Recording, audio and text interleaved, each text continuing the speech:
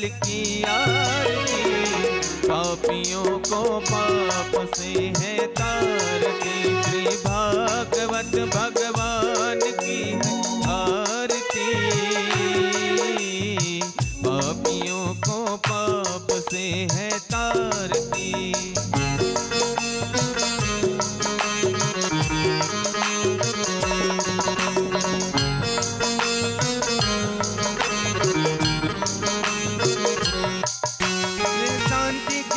पावन पुनीत पापों को मिटाने वाला, हरि तरस दिखाने वाला।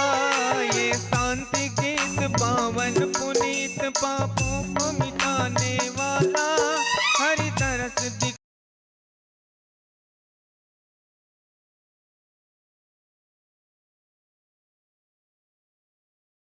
मधुसूदन की आरती, पापियों को पाप से है तारती। श्री भागवत भगवान की है आरती,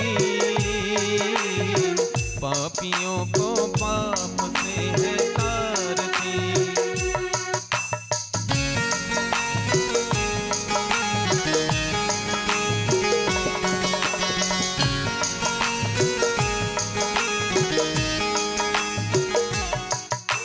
मधुर बोल जगबंद खोल, सन्मार्ग दिखाने वाला, बिगड़ी को बनाने वाला।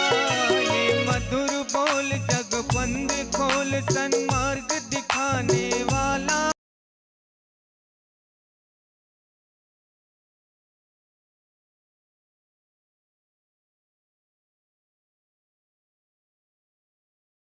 की आरती, पापियों को पाप से है तारती। भागवत भगवान की है आरती, पापियों को पाप से है तारती। कर्पूर गौरम करुणावतारम, संसार सारम भुजगेन्द्रहारम, सदा वसंतम हृदयारविंदे, भवं भवानी सहितं नमामि। त्वमेव माता च पिता त्वमेव, त्वमेव बन्धु च सखा त्वमेव, त्वमेव विद्या द्रविणं त्वमेव।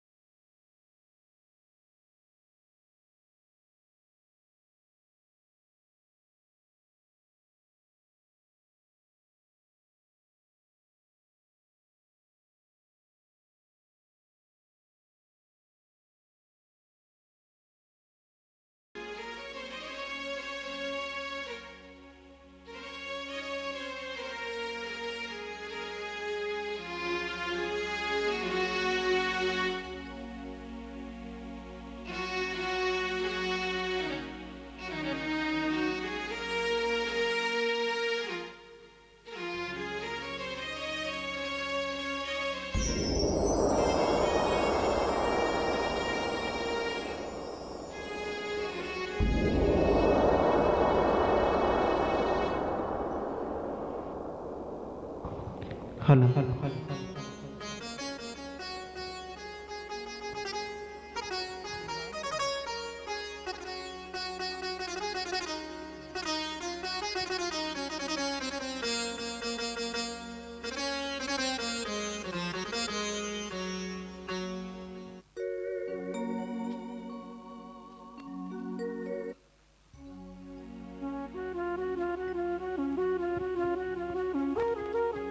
हरिओम हरिओम हरिओम। जय श्री राधा। हरिओम। बोली राधा कृष्ण भगवान की जय। बोली श्रीमद् भगवत महापुराण की जय। बोली यज्ञ नारायण भगवान की जय। समस्त ग्रामवासी ग्राम पावन धराधाम चुरभट्टी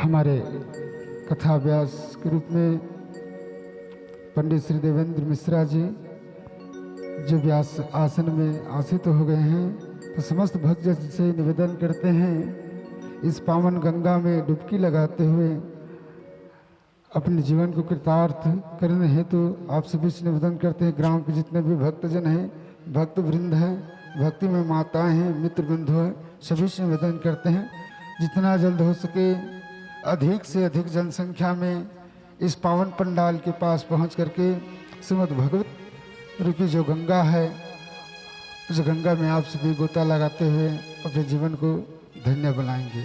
बोले वृंदावन बिहारी लाल की जय। हरि ओम श्री राधे। हरि ओम जय जय श्री राधे। हरि ओम।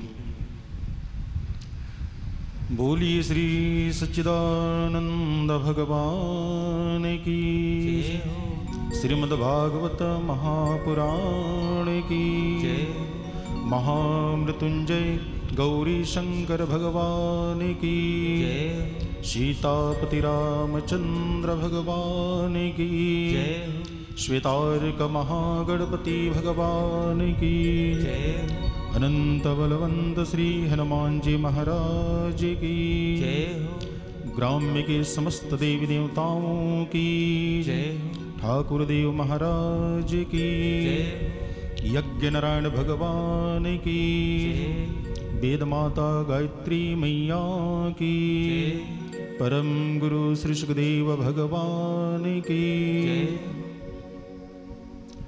हरि ओम।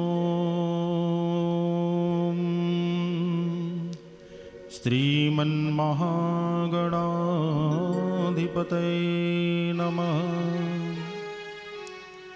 श्री सद्गुरु चरणकमलेभ्यो नमः। श्री राधा कृष्ण चरणकमलेभ्यो नमः। श्री मातृपितृ चरणकमलेभ्यो नमः।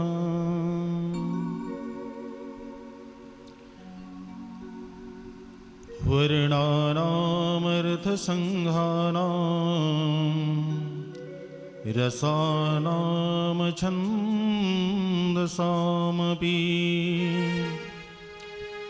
मङ्गलानं च कर्तारो वन्दे वाणिविनायको।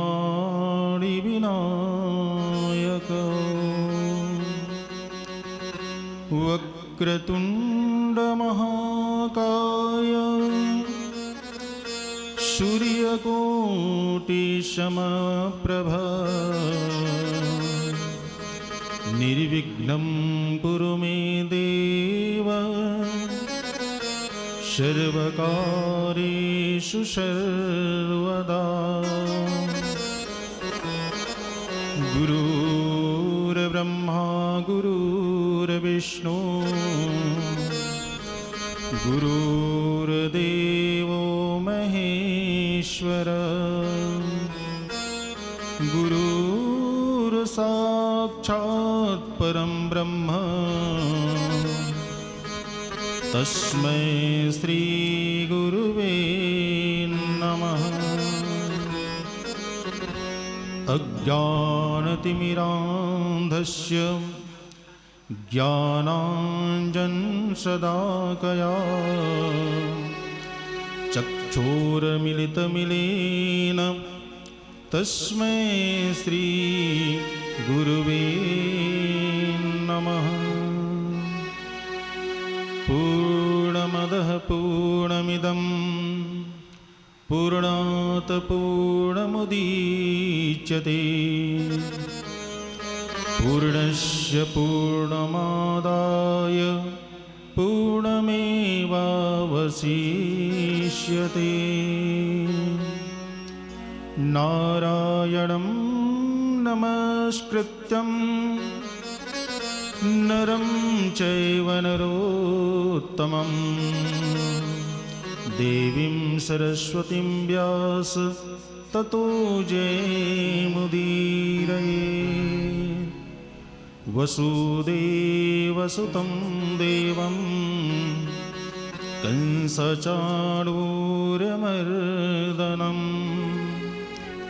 देवकी परमानन्दं श्रीकृष्णं वन्दे जगद्गुरुम्। कृष्णाय वासुदेवाय हरे परमात्मने प्रणतक्लेशनाशाय गोविन्दाय नमो नमः। बोली भक्तवत्सल भगवान की जय। श्रीमद्भागवत महापुराण की जय। श्री आनंद कंद भगवान की जय। जय जय श्री राधे, जय जय श्री राधे, जय जय श्री राधे।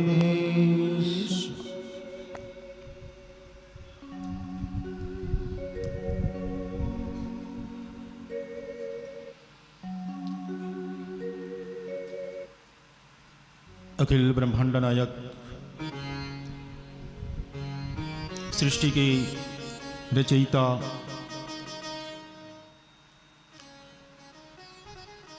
सृष्टि के एक आधार आदि प्रणय पीली पीताम्बरधारी मोर मुकुट बंसी वाले भगवान श्री आनंद कंद प्रभु परमात्मा श्री कृष्णचंद्र जी के वांगमय प्रतिमूर्ति साक्षात भगवान की स्वरूप श्रीमद्भागवत महापुराण का दिव्य यह कथा जो आज हमारे इस पावन चोरभट्टी के पावन स्थल में पावन धराधाम में सुंदर यह कथा रूपी गंगा बहने जा रही है। जिस तरह से गंगा मैया को भगीरथ जी महाराज इस धराधाम में लाए अपने पूर्वजों के कल्याण के लिए, और वही गंगा आज हम सबको तार रही है।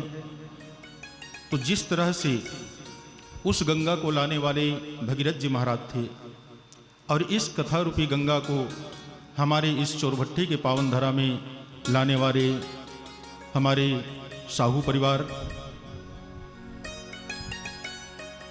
श्रीमती जमुनाबाई जी, उनके समस्त परिवार वाले,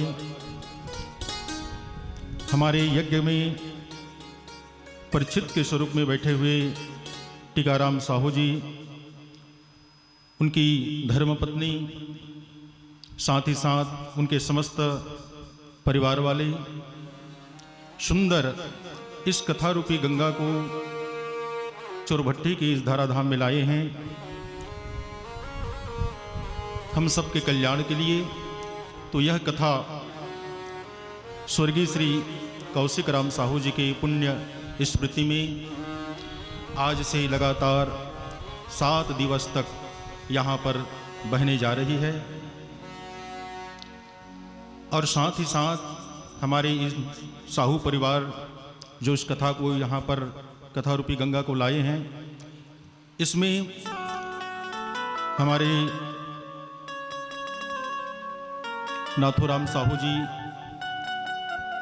साथ ही साथ उनके समस्त परिवार वाले और साथ ही साथ समस्त ग्रामवासी, क्योंकि ये जो यज्ञ है, ये जो भागवत की कथा है, कोई अकेला इसे नहीं करा सकता। तो आप सभी ग्रामवासी इसके लिए सहयोग दिए तन से मन से। तो आप सबके सहयोग से ही ये कथा रूपी गंगा यहाँ पर बहने जा रही है। तो आप सभी को बहुत बहुत धन्यवाद, बहुत बहुत साधुवाद, जो सुंदर इस भगवान की कथा रूपी गंगा को यहाँ पर लाए। और आपके साथ साथ हम भी इस कथा रूपी गंगा में गोता लगाएंगे। हमारा भी सौभाग्य है कि आप सब ने हमें यह मौका दिया कि हम भगवान की कथा को जैसे भी बन पड़े आप सभी को श्रवण कराएंगे। तो इसमें आप लोग तो भाग्यशाली हैं ही, साथ ही साथ मैं भी भाग्यशाली हूँ जो ऐसे परम पवित्र कथा को सुनाने का मुझे सौभाग्य प्राप्त हुआ। तो इसके लिए भगवान से बहुत बहुत धन्यवाद, भगवान से कोटि कोटि नमन, भगवान को प्रणाम। और प्रभु से यही प्रार्थना करता हूँ कि हमारे यज्ञकर्ता के समस्त मनोकामनाओं को पूर्ण करे, साथ ही साथ समस्त हमारे चोरभट्टी ग्राम के समस्त भक्तों के हृदय में भगवान विराजित हो, सभी के मनोकामनाओं को सिद्ध करे।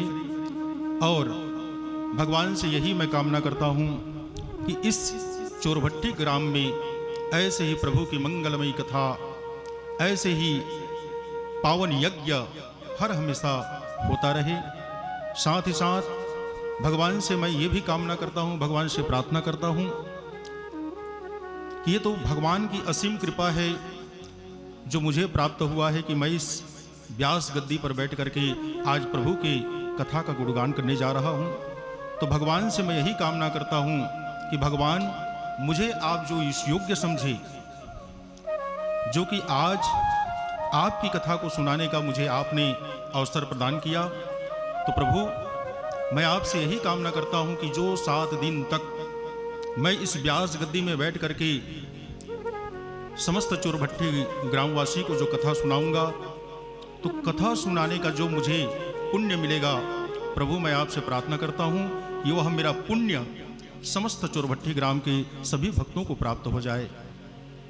आइए इसी कामना के साथ सुंदर हम सभी कथा में प्रवेश करें। आइए कथा में प्रवेश करें, उससे पहले 2 मिनट हरि नाम संकीर्तन करें, भगवान का 2 मिनट नाम जाप करें, भगवान को धन्यवाद दें कि प्रभु आपने हमें इस योग्य समझा, आपने हमें यह मौका दिया कि हम आपकी कथा को सुन पा रहे हैं, आपकी कथा को गा पा रहे हैं। इसके लिए प्रभु आपको बहुत बहुत कोटि कोटि नमन है, आपको बहुत बहुत धन्यवाद है, क्योंकि भगवान की कृपा के बिना उनकी कथा को सुन पाना, उनकी कथा को गा पाना बिल्कुल मुश्किल है। मुश्किल क्या, नामुमकिन है, हो ही नहीं सकता उनकी कृपा के बिना, क्योंकि करने वाले भी वही हैं, कराने वाले भी वही हैं। उनकी कृपा नहीं होगी तो ना तो कोई सुन सकता है और ना कोई कह सकता है, ये सब उन्हीं की कृपा है। तो आइए प्रभु को 2 मिनट उनका नाम लें, भगवान को धन्यवाद दें, उसके बाद हम सभी कथा में प्रवेश करेंगे। बोलिए भक्तवत्सल भगवान की जय, श्री आनंद कंद भगवान की, यज्ञ नारायण भगवान की, सच्चिदानंद रूपाय विश्वोत्पत्त्यादि हेतवे तापत्रय विनाशाय श्री कृष्णाय वयं नमः। बोलिए भक्तवत्सल भगवान की जय, श्री बालकृष्ण भगवान की।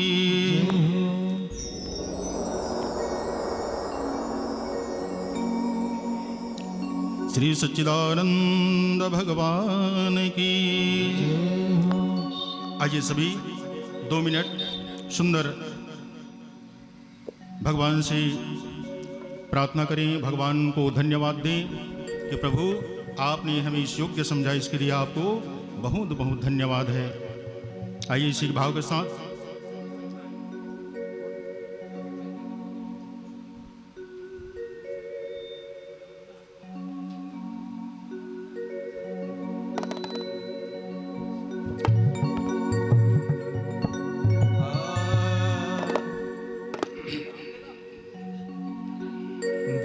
जय राधा रमण हरि बोल, जय जय राधा रमण हरि बोल, जय जय राधा रमण हरि बोल, जय जय राधा रमण हरि बोल।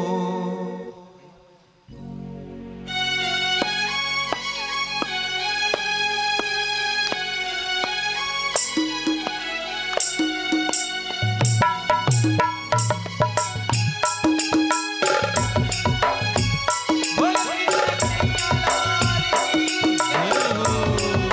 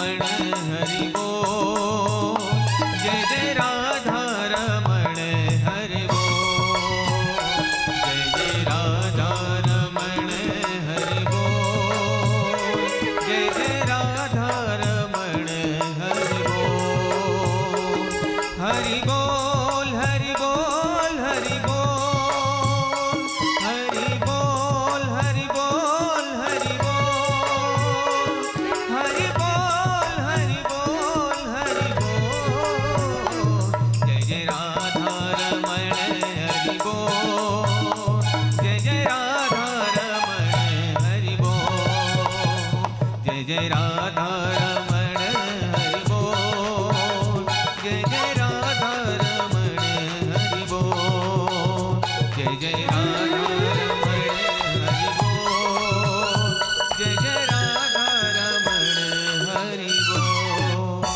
बोले बांके बिहारी लाल की जय हो। बोलिए श्री सच्चिदानंद भगवान की। आइए समय को देखते हुए हम सभी सीधे कथा में प्रवेश करते हैं। यहाँ सुंदर भगवान के स्वरूप, उनके कार्य के बारे में सर्वप्रथम भागवत का प्रथम श्लोक है, जहाँ भगवान के बारे में बताया गया है कि भगवान क्या हैं, कौन है, करते क्या हैं।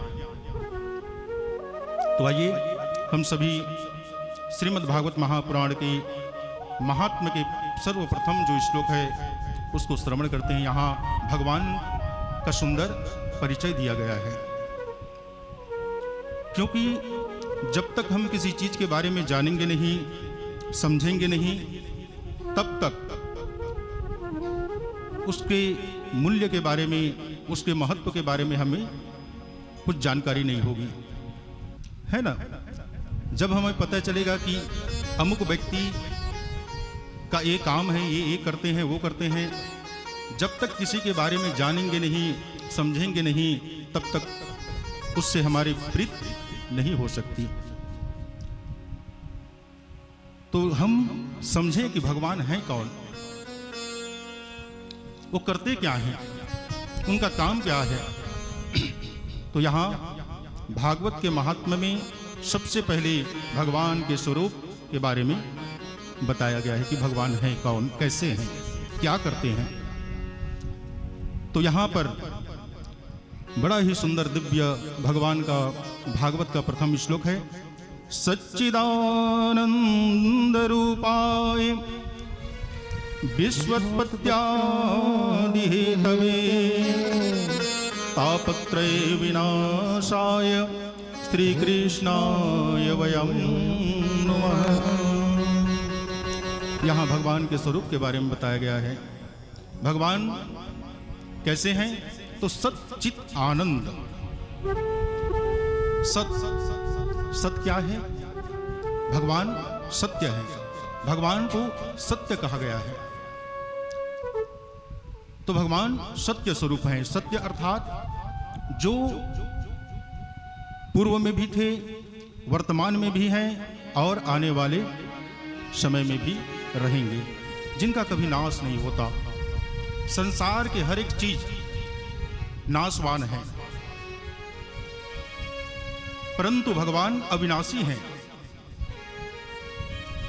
सत्य स्वरूप हैं, उनका कभी नाश नहीं होता। वो कल भी थे, आज भी हैं और कल भी रहेंगे,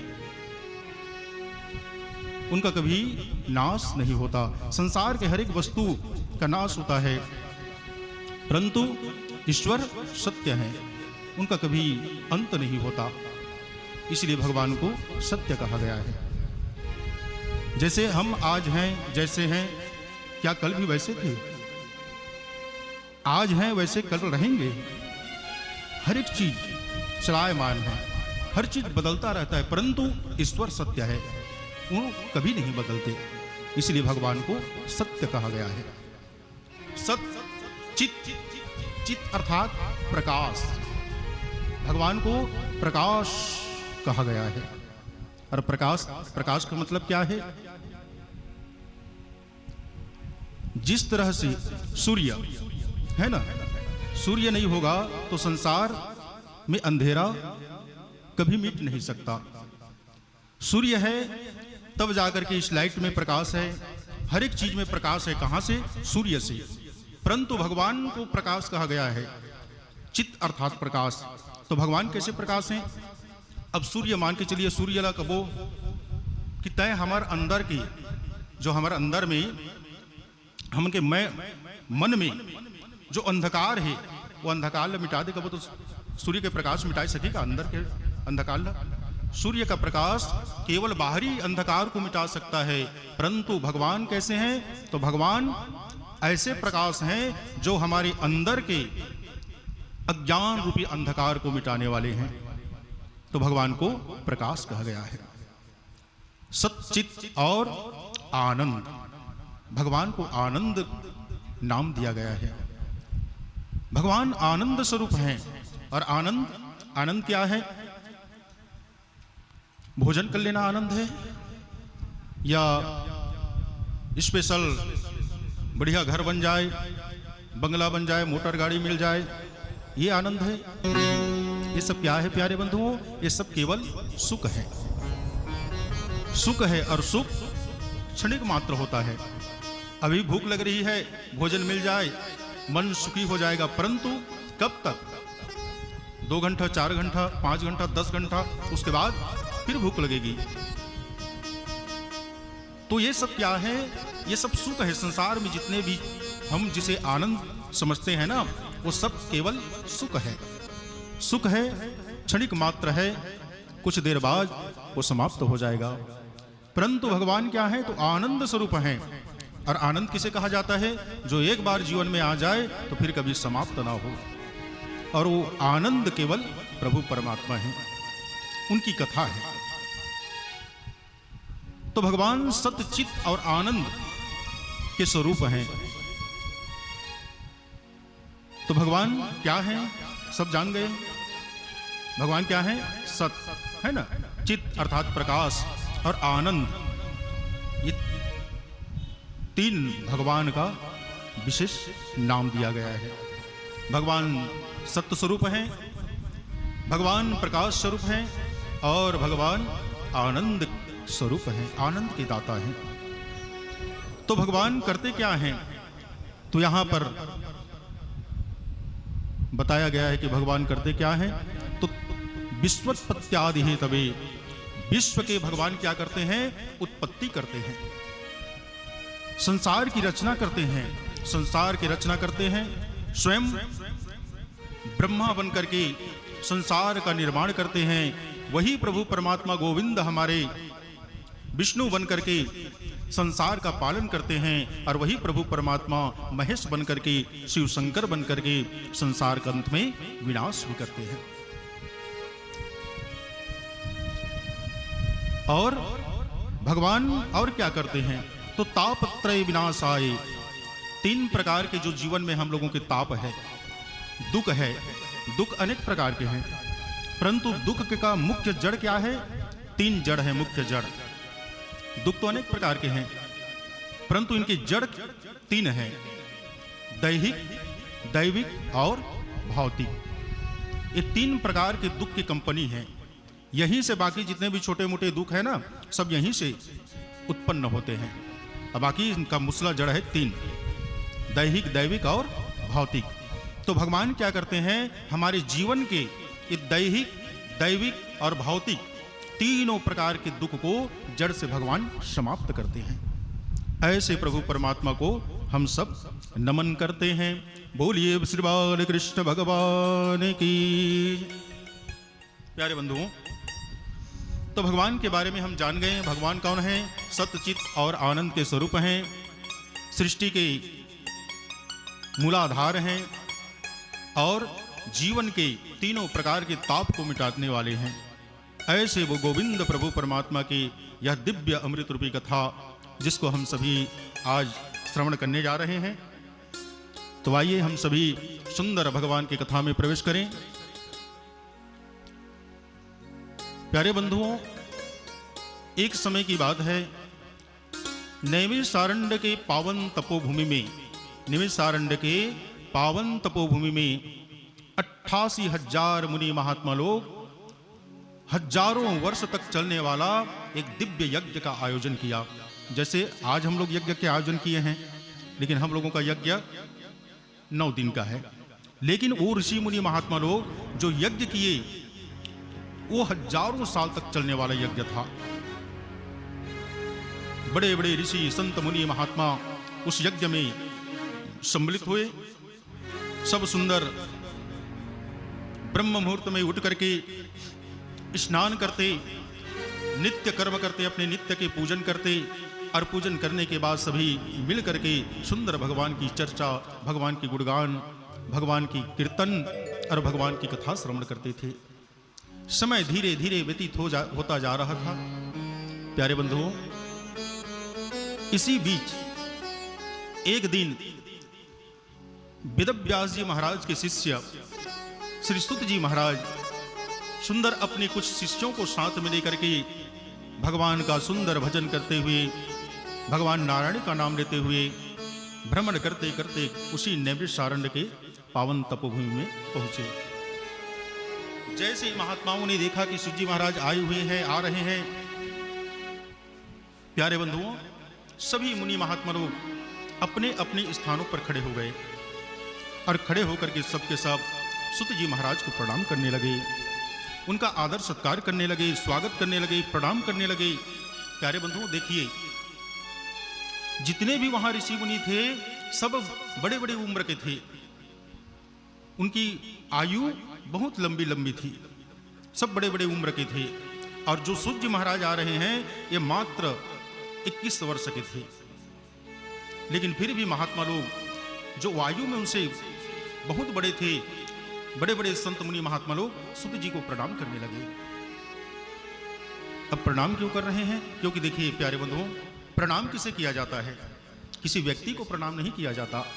उसके अंदर जो गुण है, उसके अंदर जो ज्ञान है, उस ज्ञान को प्रणाम किया जाता है। चाहे वो उम्र में छोटा हो या बड़ा हो, इसका कोई मतलब नहीं। यदि ज्ञानी है तो बड़े बड़े लोग भी उनको प्रणाम करते हैं। किसको प्रणाम करते हैं? किसी व्यक्ति विशेष को नहीं। उस व्यक्ति में जो गुण है, उस व्यक्ति में जो ज्ञान है, उस ज्ञान को प्रणाम किया जाता है। तो सुत जी महाराज परम ज्ञानी हैं। वेद व्यास जी महाराज के परम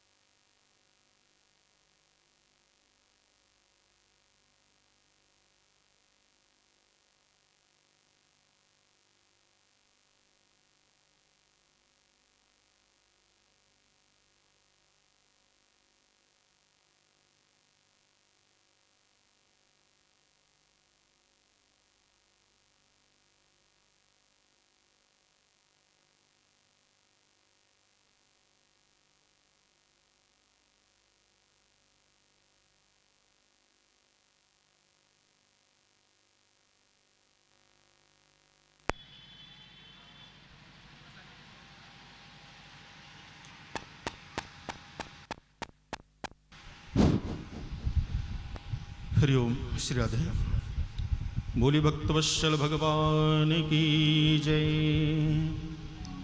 प्यारे बंधुओं, आज जैसे सूजी महाराज वहाँ पर पहुँचे, महात्मा लोग सुंदर उनका स्वागत किए, प्रणाम किए और सूजी महाराज को सुंदर दिव्य आसन बैठने के लिए दिए। सूजी महाराज अपने सुंदर सभी शिष्यों के सहित शौनकादिक महात्मा द्वारा दिए हुए आसन पर बैठे। सभी महात्मा लोग बारी बारी से एक एक करके सूजी महाराज का पूजन किए, पुष्पमाला अर्पण किए, पुष्पमाला से सम्मानित किए और फिर सबके सब अपने अपने स्थानों पर बैठ गए। तब सूजी महाराज शौनकादिक ऋषियों से पूछने लगे कि हे महात्माओं, क्या बात है, आप सभी यहाँ पर एकत्रित हुए हो और यहाँ पर आप लोगों का एकत्रित होने का मुख्य बिंदु क्या है, मुख्य कारण क्या है? प्यारे बंधुओं, आज जैसे सूजी महाराज शौनकादिक ऋषियों को उनके एकत्रित होने का कारण पूछा, तो वहाँ पर जितने भी 88,000 मुनि महात्मा थे, उन सभी में जो सबसे बुजुर्ग थे, सबसे जो श्याम थे और परम ज्ञानी थे, कौन? शौनक जी महाराज। शौनक जी महाराज खड़े हुए और फिर से सूजी महाराज को नमन किए, वंदन किए और हाथ जोड़ करके कहने लगे कि गुरुदेव, हे सूजी महाराज, अज्ञान ध्वांत विध्वंस कोटि सूर्य समप्रभा सुतख्या ही कथा सारम मम कर्ण रसायनम। हे सूजी महाराज, आप तो परम ज्ञानी हैं, वेद शास्त्र के मर्मज्ञ हैं, पुराणों के वक्ता हैं। हे सूजी महाराज, आज हमें आप कोई ऐसे कथा सुनाइए जिनको सुन करके हमारा मन तृप्त हो जाए, जिसे सुन करके हमारा जो कान है वो कान तृप्त हो जाए, धन्य हो जाए। ऐसे प्रभु की कोई कथा को हमें सुनाइए। क्योंकि हे सूजी महाराज, आप तो जानते ही हैं, इस कली काल में अनेक प्रकार के उपद्रव होंगे, लोग अधर्म के मार्ग पर चलेंगे, भगवान की कथा किसी को अच्छा नहीं लगेगी। इसलिए हे सूजी महाराज, आप हमें कोई ऐसी कथा सुनाइए जिनको सुन करके संसार के लोग संसार भव सागर से तर जाएं। ऐसी कोई कथा हमें सुनाइए, क्योंकि आप तो परम ज्ञानी हैं। शौनक जी कहते हैं कि सूजी महाराज, आपके ऊपर गुरु की कृपा है और जिस पर गुरु की कृपा हो जाए ना, वो चाहे कुछ भी कर सकता है। सूजी महाराज, गुरु कृपा से सब कुछ प्राप्त किया जा सकता है और आप पर गुरु की कृपा है। वेद व्यास जी महाराज की विशेष आप पर कृपा है। यदि कोई व्यक्ति को कल्प वृक्ष मिल जाए या फिर चिंतामणि मिल जाए, पारसमणि मिल जाए, तो कल्प वृक्ष के बारे में कहा जाता है कि उसके नीचे में बैठ करके व्यक्ति जो भी इच्छा करता है उसकी इच्छा पूरी हो जाती है। परंतु यदि उस कल्प वृक्ष में बैठ करके हम कहें कि हमें वैकुंठ की प्राप्ति हो जाए, भगवान की प्राप्ति हो जाए, उस कल्प वृक्ष में इतना पावर नहीं कि वो भगवान की प्राप्ति हमें करा दे। परंतु यदि गुरु कृपा हो जाए तो गुरु कृपा से भगवान की भी प्राप्ति हो जाती है। ध्रुव जी को नारद जी की गुरु कृपा हुई, ध्रुव को 5 वर्ष की उम्र में भगवान की प्राप्ति हो गई। प्रहलाद जी को भी गुरु कृपा मिली, नारद जी भगवान का नाम सुनाए और प्रहलाद जी को भी भगवत प्राप्ति हो गई। ऐसे ही यदि जिस व्यक्ति के ऊपर गुरु की कृपा हो जाए उसे भगवान की भी प्राप्ति हो जाती है। तो सूजी महाराज, आप पर तो गुरु की कृपा है, वेद व्यास जी महाराज की आप पर विशेष कृपा है। इसलिए हे सूजी महाराज, आप हमें कोई ऐसी कथा सुनाइए जिनको सुन करके हमारा मन तृप्त हो जाए, हमारा कान तृप्त हो जाए, और जिस कथा को सुन करके कलिकाल के मनुष्य हर प्रकार के बंधनों से, हर प्रकार के भय से, हर प्रकार के दुखों से मुक्त हो जाए। ऐसी कोई कथा हमें आप श्रवण कराइए। प्यारे बंधुओं, जैसे ही शौनक जी ने इस तरह से सुत जी महाराज से निवेदन किए तो सुत जी महाराज कहने लगे कि हे सुनकादिक ऋषियों, प्रीति शौनक चित्ते हत्यो वंचि विचार्य च सर्व सिद्धांत विपन्नम संसार भयनाशनम। हे सुनकादिक ऋषियों, आप लोगों ने बहुत ही सुंदर कथा के बारे में आप लोगों ने मुझसे पूछा है। आप लोगों को बारंबार धन्यवाद है, जो कि आज आप लोगों का मन भगवत प्राप्ति की ओर, भगवान की प्राप्ति की ओर आपका मन अग्रसर हो रहा है। इसके लिए आप लोगों को बार बार धन्यवाद है। सुत जी कहते हैं कि शौनक जी, इस कली काल में हर प्रकार के दुखों से मुक्ति पाने का, हर प्रकार के बंधनों से मुक्त होने का सबसे सरल उपाय यदि कोई है तो वह श्रीमद् भागवत महापुराण है। संसार में कलियुग तभी तक व्याप्त है जब तक व्यक्ति भागवत के शरण में नहीं आ जाता। सुत जी कहते हैं कि शौनक जी, संसार में जितने भी मनुष्य हैं वो सब सर्प के मुंह में, काल रूपी सर्प के मुंह में सब फंसे हुए हैं। जब तक काल रूपी सर्प अपने मुंह को खोला हुआ है तब तक तो ठीक है, लेकिन जिस दिन वह काल रूपी सर्प अपने मुंह को बंद कर लिया उसी दिन जीवन समाप्त हो जाएगा। ऐसे में यदि उस काल रूपी सर्प से बचना है तो व्यक्ति को भागवत के शरण में आना पड़ेगा। जो व्यक्ति भागवत के शरण में आ गया वह व्यक्ति हर प्रकार के संसार में जितने भी हैं काम, क्रोध, मद, लोभ, हिंसा, अहंकार, इन षड विकारों से व्यक्ति तुरंत मुक्त हो सकता है भागवत के शरण में आने से। सुत जी कहते हैं कि शौनक जी, परंतु ये भागवत ऐसे, अब कह तो दिए कि भागवत के शरण में आ जाइए, हर प्रकार के बंधनों से मुक्त हो जाएंगे, परंतु भागवत के शरण में व्यक्ति कब आता है तो जन्मांतरे भवित पुण्यम। एक जन्म नहीं, 2 जन्म नहीं, 100 जन्म नहीं, जन्मांतरे, अनेक जन्म जन्मांतर के जब पुण्य उदय होते हैं तब जाकर के व्यक्ति भागवत के शरण में आता है। भागवत के शरण में आ जाना कहना तो आसान है, परंतु आना बहुत कठिन है। चाहे हम करोड़पति रहें, अरबपति रहें, खरबपति रहें, परंतु यदि पुण्य नहीं है तो पुण्य यदि नहीं है तो भागवत के शरण में नहीं आ सकते। और यदि पुण्य है तो फिर धन संपत्ति की आवश्यकता नहीं।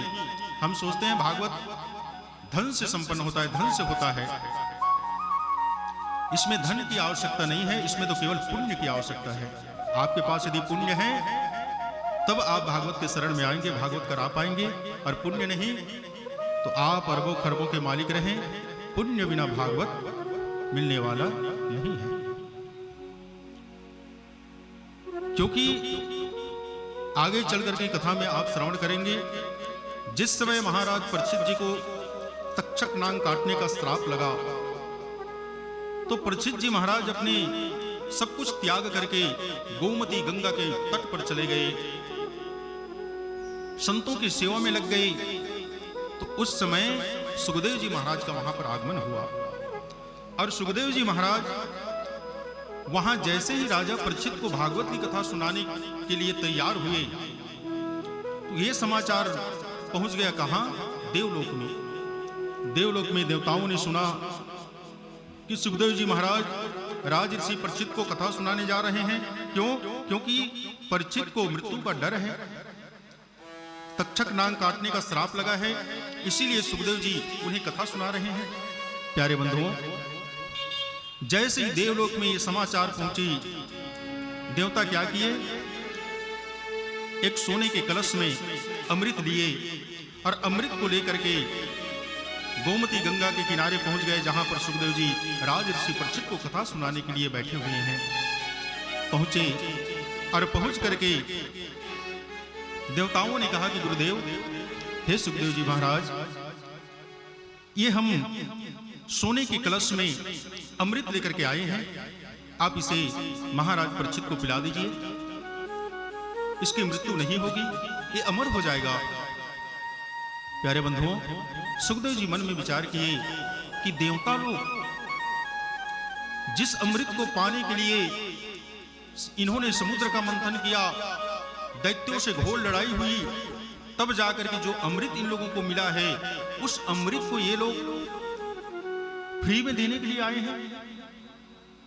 कोई व्यक्ति बहुत भारी कंजूस है, हम लोग जानते हैं कि वो व्यक्ति कभी 1 रुपया खर्चा नहीं करे, बहुत कंजूस है, जाना था हमन, लेकिन वही कंजूस व्यक्ति है जो कभी 1 रुपया खर्चा नहीं करे, वही अचानक ही कन आज ही 10 लाख दे दी, आलो मोर तरफ से कथा करवा था तो कुछ बंटवा दा करके 10 लाख दे दी ही, तो विचित्र नहीं लगी? जो व्यक्ति कभी 1 रुपया नहीं निकाल रहा है, कभी जीवन में 1 रुपया उसने कहीं पर खर्च नहीं किया, इतना कंजूस है, और वही व्यक्ति आकर के 10 लाख को बेवजह दे दे, तो समझना तो पड़ेगा कि दाल में कुछ न कुछ तो है। प्यारे बंधुओं, ऐसे ही देवता लोग जो अमृत के लिए इतना मेहनत किए, तब जाकर के जो अमृत इनको मिला है, सुखदेव जी समझ गए कि उस अमृत को ये लोग देने आए हैं, तो कहीं न कहीं दाल में काला है, कहीं न कुछ कारण है, तब जाकर के फ्री में अमृत को देने आए हैं। प्यारे बंधुओं, तब सुखदेव जी ने पूछा कि हे देवताओं, ये तो बताओ, आप लोग अमृत लेकर के आए हो, मैं जानता हूं फ्री में आप लोग कुछ देने वाले नहीं हो, साफ साफ बताओ आप लोगों के मन में क्या है। तब देवताओं ने कहा कि गुरुदेव, बात साफ है, परीक्षित को श्राप लगा है तक्षक का नाम काटने का, ये अमृत आप उनको पिला दीजिए, वो मृत्यु से मुक्त हो जाएगा। और बदले में गुरुदेव, ये जो कथा है, इस कथा को आप हमें सुना दीजिए। सुखदेव जी आज वहां पर देवताओं के मनसा को जब जाने, तो सुखदेव जी कहने लगे कि अरे देवताओं, कौ सुधा कव कथा लोके, कौ काचः कौ मणिरमहान, ब्रह्मरातो विचारेवं तदा देवांजहासः। सुखदेव जी बोले कि अरे देवताओं, कहां ये तुम लोगों का अमृत, ये क्या है? कांच के टुकड़े के समान है, और ये जो कथा रूपी अमृत है, ये तो मणि महान है, मणि से भी महान है, और कांच के टुकड़े के बदले में, कांच के टुकड़े को लेकर के आए हो, और उसके बदले में तुम लोग मणि को मांग रहे हो। सुखदेव जी ने कहा कि देवताओं, यदि तुम लोग भक्त बन करके, श्रोता बन करके आते, तो फ्री में मैं आप तुम लोगों को कथा सुना देता, परंतु तुम लोगों ने यह अधिकार खो दिया, कथा को तुम लोग खरीदने आए हो। प्यारे बंधुओं, तुरंत वहां पर सुखदेव जी देवताओं को भगा दिए। देखिए, जिस कथा को देवराज इंद्र, जो देवलोक के राजा हैं, देवताओं के जो राजा हैं, ऐसे देवराज इंद्र को भी अमृत के बदले में जो कथा नहीं मिला, तो क्या हमें पैसे के बदले में वह कथा मिल सकता है? नहीं, ये कथा केवल और केवल पुण्य से मिलने वाला है। सुत जी महाराज कहते हैं कि शौनक जी, जब देवता लोग सुखदेव जी से कथा ना सुन करके, सुखदेव जी से डांट खा करके जब देवता लोग वहां से गए और जा करके विचार करने लगे कि आखिर इस कथा में है क्या, जो अमृत के बदले में भी सुखदेव जी हमें नहीं सुनाई, तुरंत देवता लोग ब्रह्मलोक गए और ब्रह्मा जी से पूछे कि हे प्रभु, जरा आप ये तो बताइए, ये हम लोग अमृत लेकर के गए थे, परंतु सुखदेव जी ने इस अमृत के बदले में कथा को नहीं सुनाया, क्या कारण है? आखिर उस कथा में ऐसी क्या है जिसको सुखदेव जी अमृत के बदले भी हमें प्रदान नहीं किए? प्यारे बंधुओं, ब्रह्मा जी बोले कि भाई देख लेना, 7 दिन का समय है, 7 दिन बाद सबको पता चल जाएगी कि आखिर उस कथा में है क्या। प्यारे बंधुओं, जैसे ही 7 दिन हुआ, तक्षक नाग आकर के राजा परीक्षित को डसे, जिससे परीक्षित जी की मृत्यु हो गई। और उसी समय परीक्षित जी महाराज दिव्य रूप धारण करके इंद्रलोक से आगे, स्वर्ग से आगे, ब्रह्मलोक से आगे, वैकुंठ से भी आगे, साकेत से भी आगे, सीधे गोलोक धाम पहुंच गए।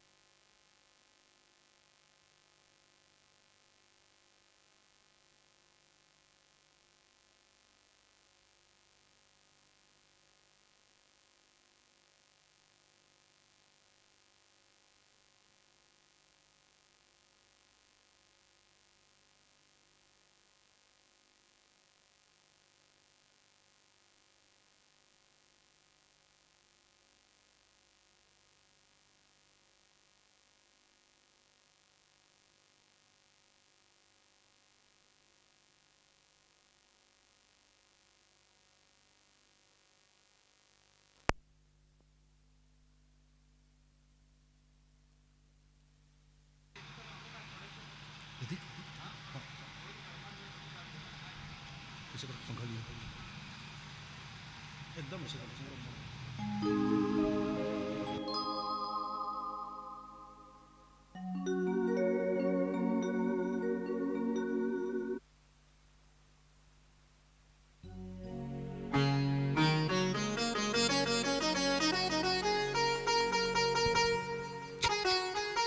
हेलो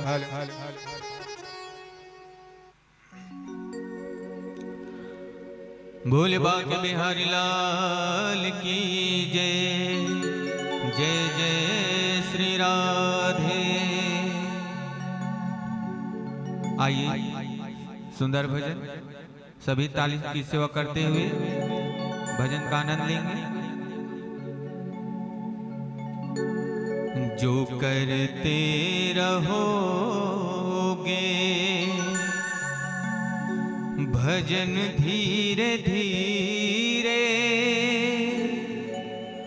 तो मिल जाएगा वो सजन धीरे धीरे। जो करते रहोगे,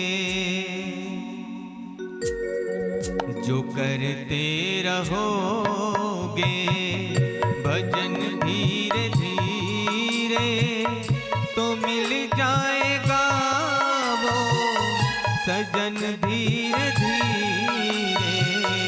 जो करते रहोगे भजन धीरे धीरे।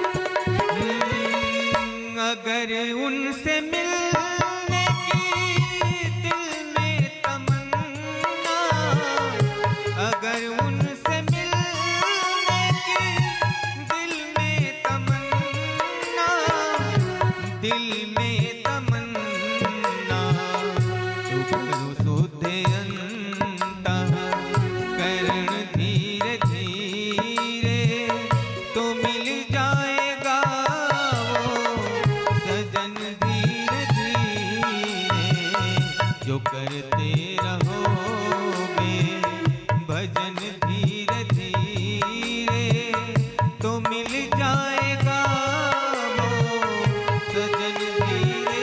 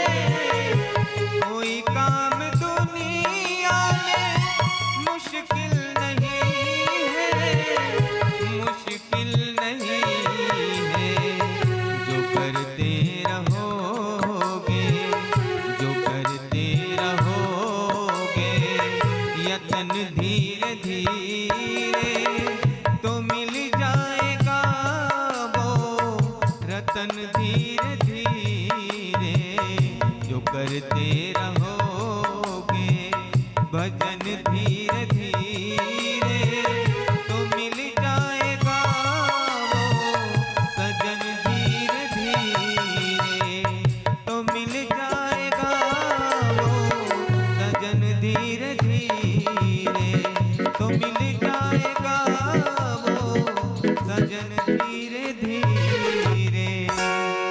भोले बाके बिहारी लाल की जय। सप्ताह श्रवणेन सर्वथा मुक्तिदायकं सनकादि पुरा प्रोक्तं नारदाय दयापरे। प्यारे बंधुओं, श्री सुत जी महाराज कहते हैं कि सनकादि ऋषियों, जिस समय परीक्षित जी मुक्त हुए, ब्रह्मा जी को बड़ा आश्चर्य हुआ कि 7 दिन इस कथा को सुन करके परीक्षित कैसे मुक्त हो गया। एक तो ऋषि का श्राप लगा था, पाप किया था इसने, तो संत के अपमान से इसको तो नरक में जाना चाहिए था। दूसरी बात, इसको सर्प ने डसा है और सर्प काटने से जिसकी मृत्यु होती है उसको भी गति प्राप्त नहीं होती। दोनों तरफ से परीक्षित को नरक में जाना चाहिए था, परंतु इस कथा में ऐसे है क्या जिसको सुन करके संत के अपमान से भी बच गया, सर्प के डसने से मृत्यु हुई, दुर्गति होनी चाहिए थी परंतु सदगति प्राप्त हो गई। प्यारे बंधुओं, आज ब्रह्मा जी संसार के जितने भी साधन थे, जितने भी पुराण, यम, नियम, जो कुछ भी थे, ब्रह्मा जी जितने भी सत्कर्म के चीज थे सबको एक तरफ एक तराजू पर रखे और दूसरी तरफ श्रीमद् भागवत को रखे। और जैसे ही ब्रह्मा जी उठाए तो देखते क्या है, जितने भी सत्कर्म थे वो सब का पलड़ा ऊपर उठ गया और श्रीमद् भागवत जिस पलड़े में थे वह तनिक भी एक सुई के नोक के बराबर भी टस मस नहीं हुआ। ब्रह्मा जी समझ गए कि वाकई में भागवत जैसा इस संसार में कोई दूसरा सत्कर्म है ही नहीं। बोलिए भागवत भगवान की।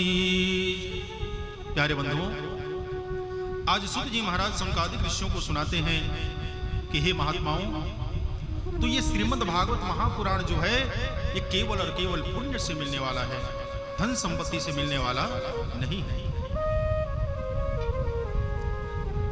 सुत जी कहते हैं कि महात्माओं, जो सप्ताह श्रवण विधि सनत कुमार जी नारद जी को बतलाए थे, उस नियम के साथ यदि कोई व्यक्ति इस भागवत की कथा को श्रवण करता है तो अवश्य उसके जन्म जन्मांतर के पाप समाप्त होते हैं, मृत्यु का भय समाप्त होता है और मनुष्य को सुंदर गोलोक की प्राप्ति हो जाती है।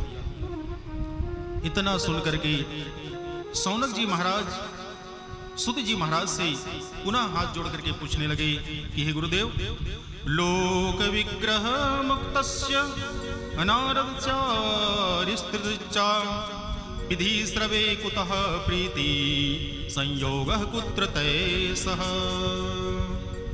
प्यारे बंधुओं, सौनक जी पूछने लगे कि गुरुदेव, आपने कहा कि जिस कथा को नारद जी सनत कुमार के मुख से 7 दिन तक सुने थे और जो विधि सनत कुमारों ने नारद जी को बतलाए थे, उस विधि के साथ इस कथा को सुनने से सद्गति प्राप्त होती है। गुरुदेव, ये बात हमें समझ नहीं आई। क्यों? क्योंकि नारद जी तो 2 घड़ी से ज्यादा कहीं रुकने वाले नहीं हैं और सनत कुमार लोग ये तो बैकुंठवासी हैं,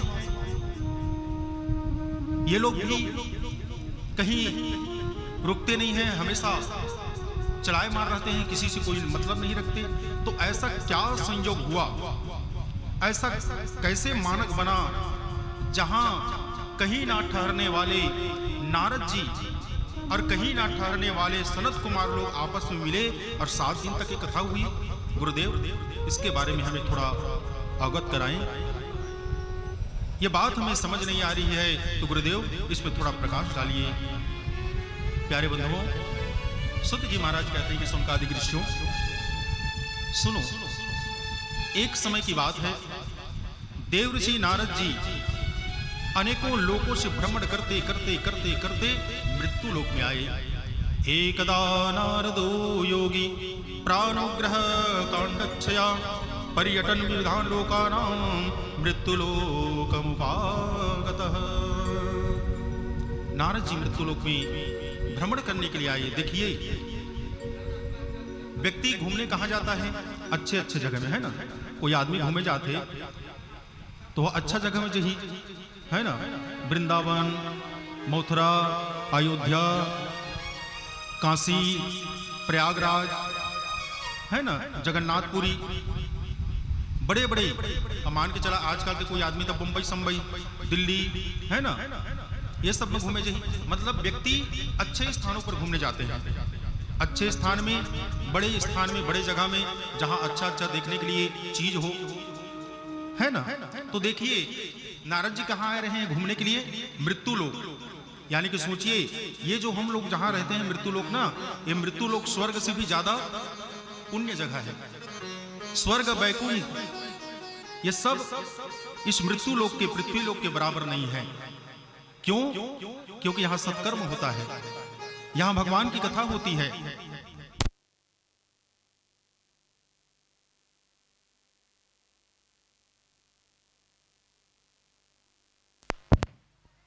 हरिओम। बोली भक्तवत्सल भगवान की जय। तो देखिए मृत्यु लोक कितना अच्छा जगह है। स्वर्ग भी इसके आगे में फीका है, वैकुंठ भी, साकेत भी इसके जगह में कुछ नहीं है।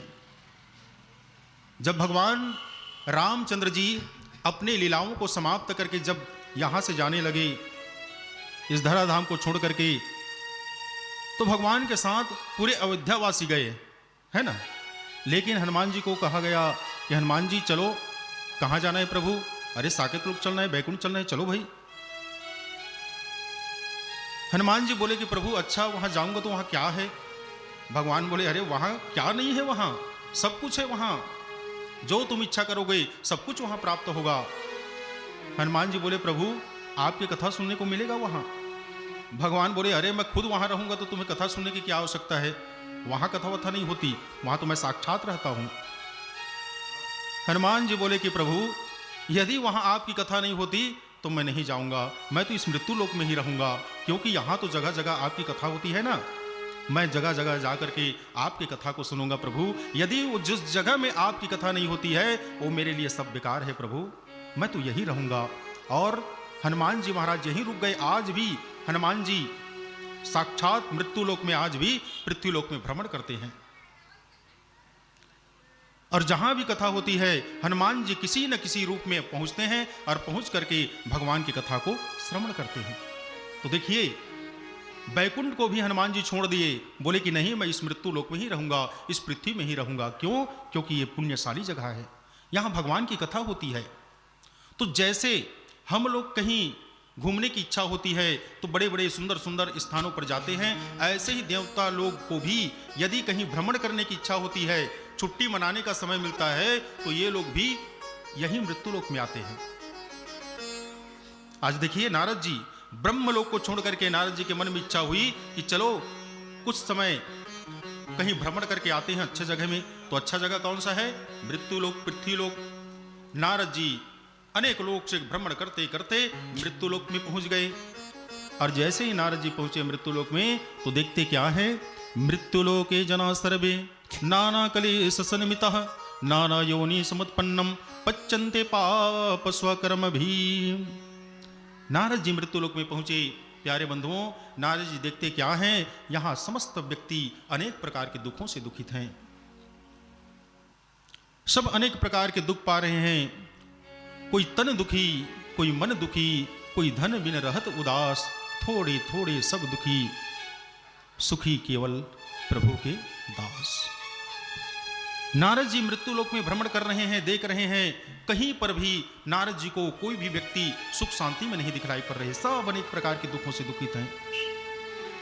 नारद जी कहीं पहुंचे, देखे एक जगह में पोस्टर लगा हुआ था,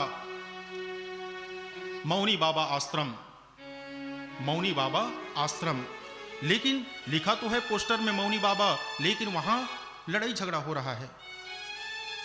नारद जी सोचे कि अरे ये तो विचित्र बात है।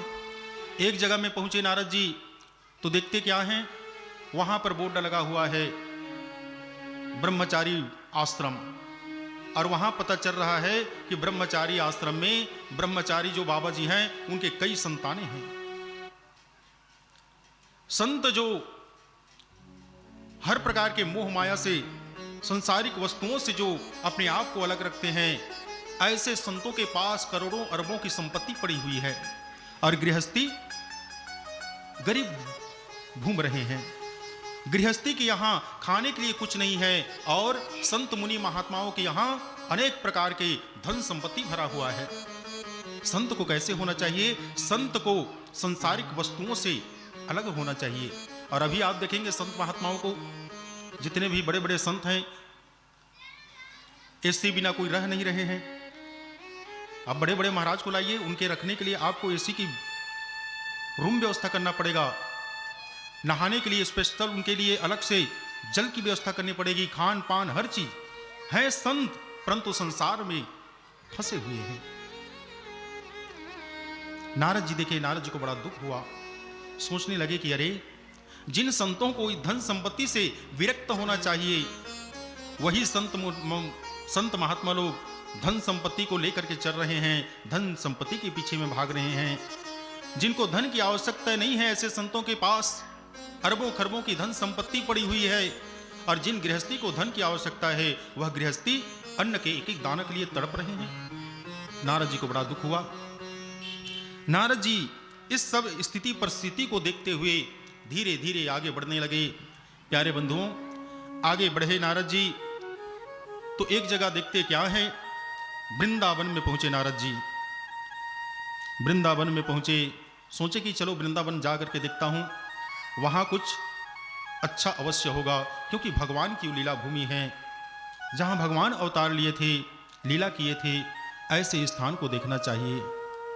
प्यारे बंधुओं, आज नारद जी घूमते घूमते वृंदावन में पहुंचे, और जैसे वृंदावन में यमुना के तट पर नारद जी पहुंचे तो देखते क्या है, वहां पर एक बड़ी ही सुंदरी बैठी हुई है और बैठ करके रो रही है। उस स्त्री के गोद में दो अचेत जर्जर अवस्था में, जिसे बुढ़ापा ने घेरा हुआ है, ऐसे दो पुरुष उस सुंदरी के, उस स्त्री के गोद में पड़े हुए हैं, अचेत अवस्था में, बेहोश होकर के। प्यारे बंधुओं, और बहुत सी वहां पर स्त्रियां, कोई पंखा कर रही है, कोई वो रो रही है, उस स्त्री को कोई आश्वासन दे रही है, उसके दुख में साथ दे रही कि बहन चुप हो जाओ, मत रो, क्या करोगे, प्रकृति के नियम को कोई बदल नहीं सकता, चुप हो जाओ। ऐसे सभी स्त्रियां किसी न किसी प्रकार के उसको समझा रही हैं। प्यारे बंधुओं, नारद जी ने देखा, नारद जी विचार करने लगे कि आखिर इस युवती को क्या हो गया, ये क्यों रो रही है, और इसके गोद में जो अचेत पुरुष लेटे हुए हैं, ये दोनों कौन हैं? नारद जी मन में विचार किए, लेकिन नारद जी सोचे, अरे मैं क्यों इस झमेला में पड़ूं, होगा कोई रो रही है, मैं क्या करूं, मुझे ये सब जंजाल में पड़ना नहीं है। नारद जी जैसे ही वहां से आगे बढ़ने लगे, प्यारे बंधुओं, वो जो रो रही थी युवती, उसकी दृष्टि पड़ी नारद जी पर। जैसे ही नारद जी को देखे तो आज वह स्त्री कहने लगी कि भो भो साधो क्षणं तिष्ठ मच्चिंतामपि नाशया दर्शनं तव लोकस्य सर्वथाग हरम बरम। कहने लगी कि हे संत, हे महात्मा, हे गुरुदेव, क्षणिक यहाँ पर रुक जाइए और रुक करके मुझ अबला के दुख को दूर कीजिए। हे संत महात्मा, आप तो संत हैं और आप एक अबला को दुखित देख करके आप यहां से ऐसे ही चले जा रहे हैं। हे महात्मन, आप ऐसा अनर्थ ना करें, कृपया मेरे पास आएं और आकर के मेरे दुख को दूर करें। नारद जी, उनके बातों को सुनकर के नारद जी को दया आ गई। नारद जी लौटे और लौट करके उस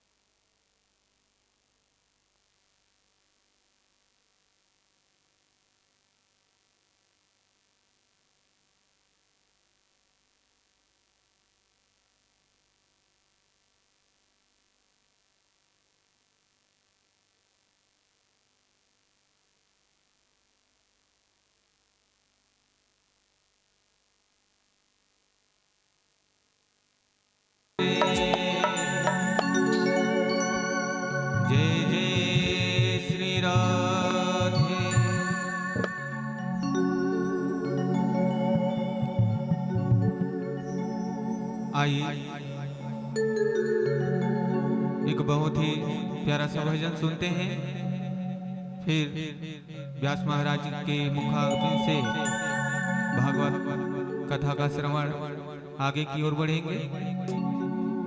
करुणामय कृपा कीजिए मेरी राधे, करुणामय कृपा कीजिए मेरी श्यामा,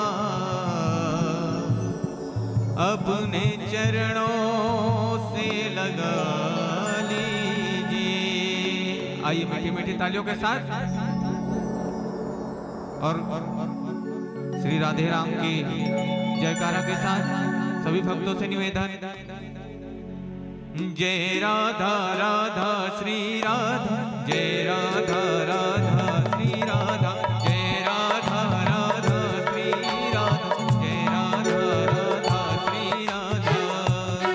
करुणामय कृपा कीजिए मेरी राधे, करुणामय कृपा कीजिए मेरी श्यामा, अपने चरणों से लगा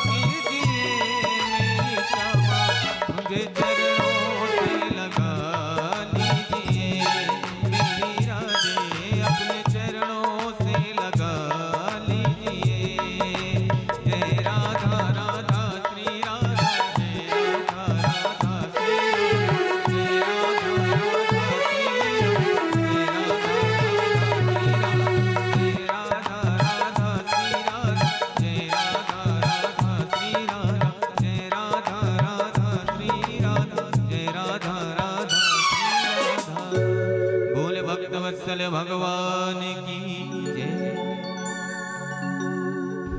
बहुधा तव वाक्येन दुःखशान्तिर्भविष्यति, यदा भाग्यं भवेद् भूरि भवतो दर्शनं तदा। प्यारे बंधुओं, आज वह युवती कहने लगी कि हे संत जी, आप जरा ठहर करके मेरे दुख का निवारण कीजिए।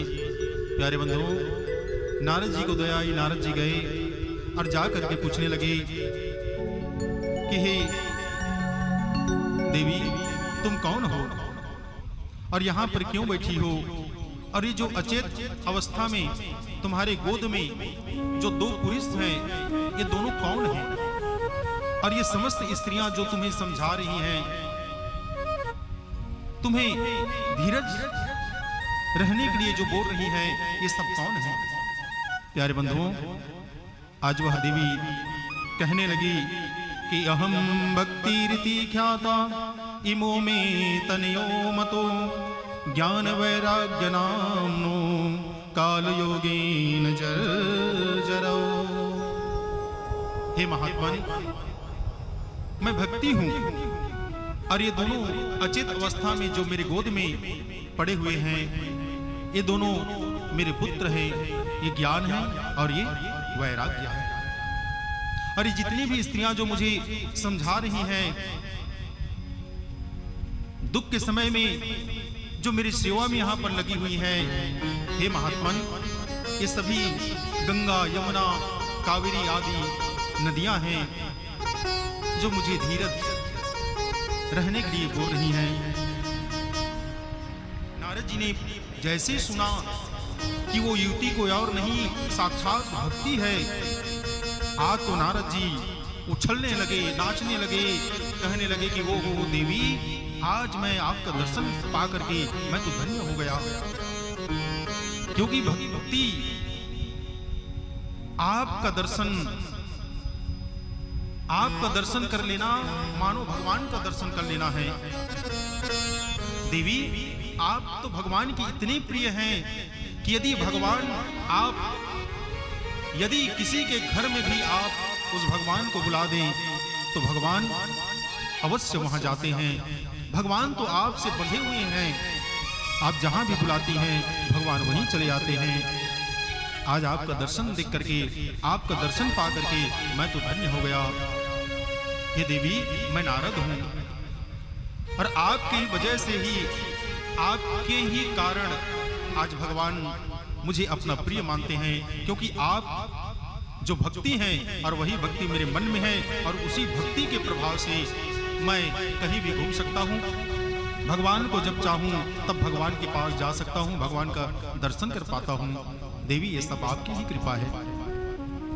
लेकिन हे देवी, मुझे ये समझ में नहीं आ रहा कि आप दुखी हैं और ज्ञान वैराग्य ऐसे जर्जर अवस्था में पड़ा है, क्या कारण है? प्यारे बंधुओं, तब भक्ति मैया कहने लगी कि ओहो नारद जी, मैं क्या बताऊं, हम लोग द्रविड़ देश में हमारा जन्म हुआ और द्रविड़ देश से कर्नाटक जैसे ही पहुंचे, कर्नाटक पहुंचते पहुंचते हम बड़े हुए। उत्पन्नम द्रविणे साहम वृद्धि करना कते गता कौचित्त महाराष्ट्रे गुर्जरे जीर्णातां गतः। हे नारद जी, हमारा जन्म द्रविड़ देश में हुआ और हम लोग कर्नाटक में आकर के वृद्धि को प्राप्त हुए।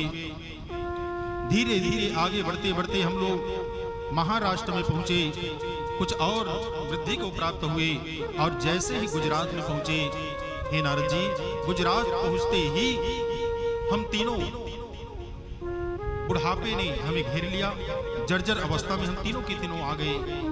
लेकिन एन केन किसी भी प्रकार से चलते चलते वृंदावनम पुनः प्राप्य नवनीन सुरूपिणी, चलते चलते हम लोग वृंदावन में आए और वृंदावन में आकर के, हे नारद जी, मैं तो तरुणी अर्थात मैं तो जवान हो गई, मेरा बुढ़ापा समाप्त हो गया, परंतु मेरे ये दोनों पुत्र ना जाने क्यों ऐसे ही जर्जर अवस्था में पड़े हुए हैं।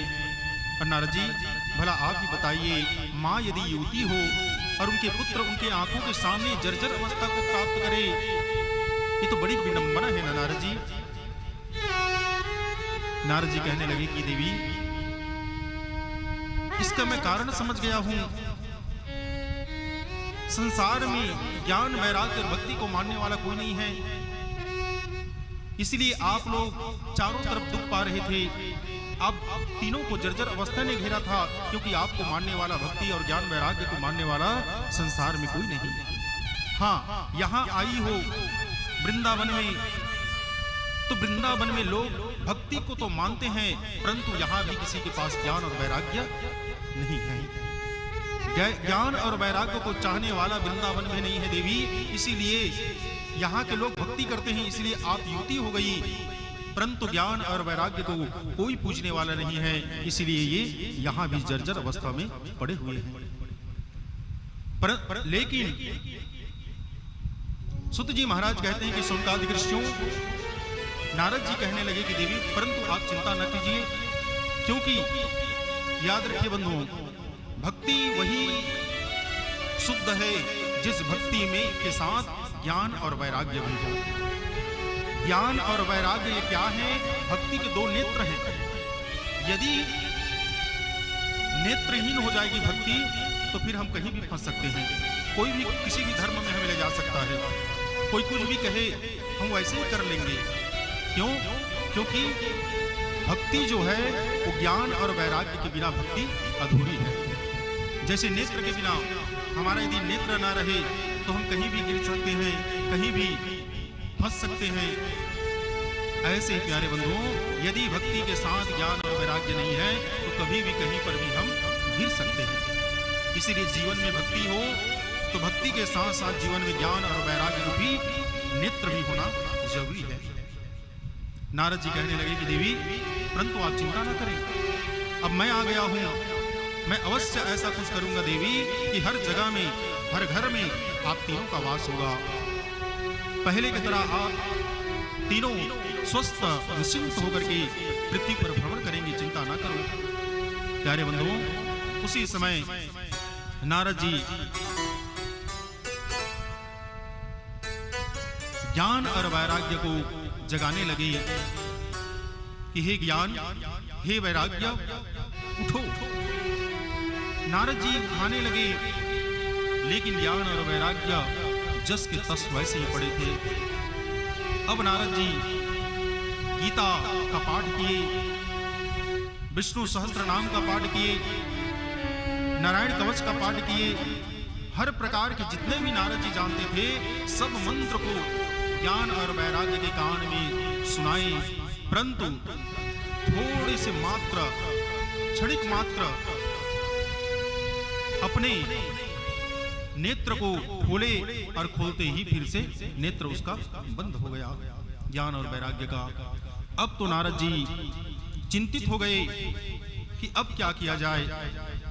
प्यारे बंधुओं, नारद जी बड़े उदास हो गए कि अरे मैं नारद हूं, जिसका बात कभी रद्द नहीं हो सकता, नारद, जिसका बात कभी रद्द नहीं होता। आज मैंने भक्ति देवी को आश्वासन दिया कि मैं तुम्हारे दुख को दूर करूंगा, परंतु मेरे द्वारा इनके दुख का निवारण नहीं हो पा रहा है। प्यारे बंधुओं, नारद जी बड़े दुखित हो गए,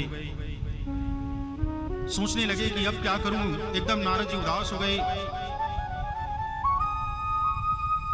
उसी समय नारद जी भगवान को कहने लगे कि प्रभु ये क्या हो रहा है?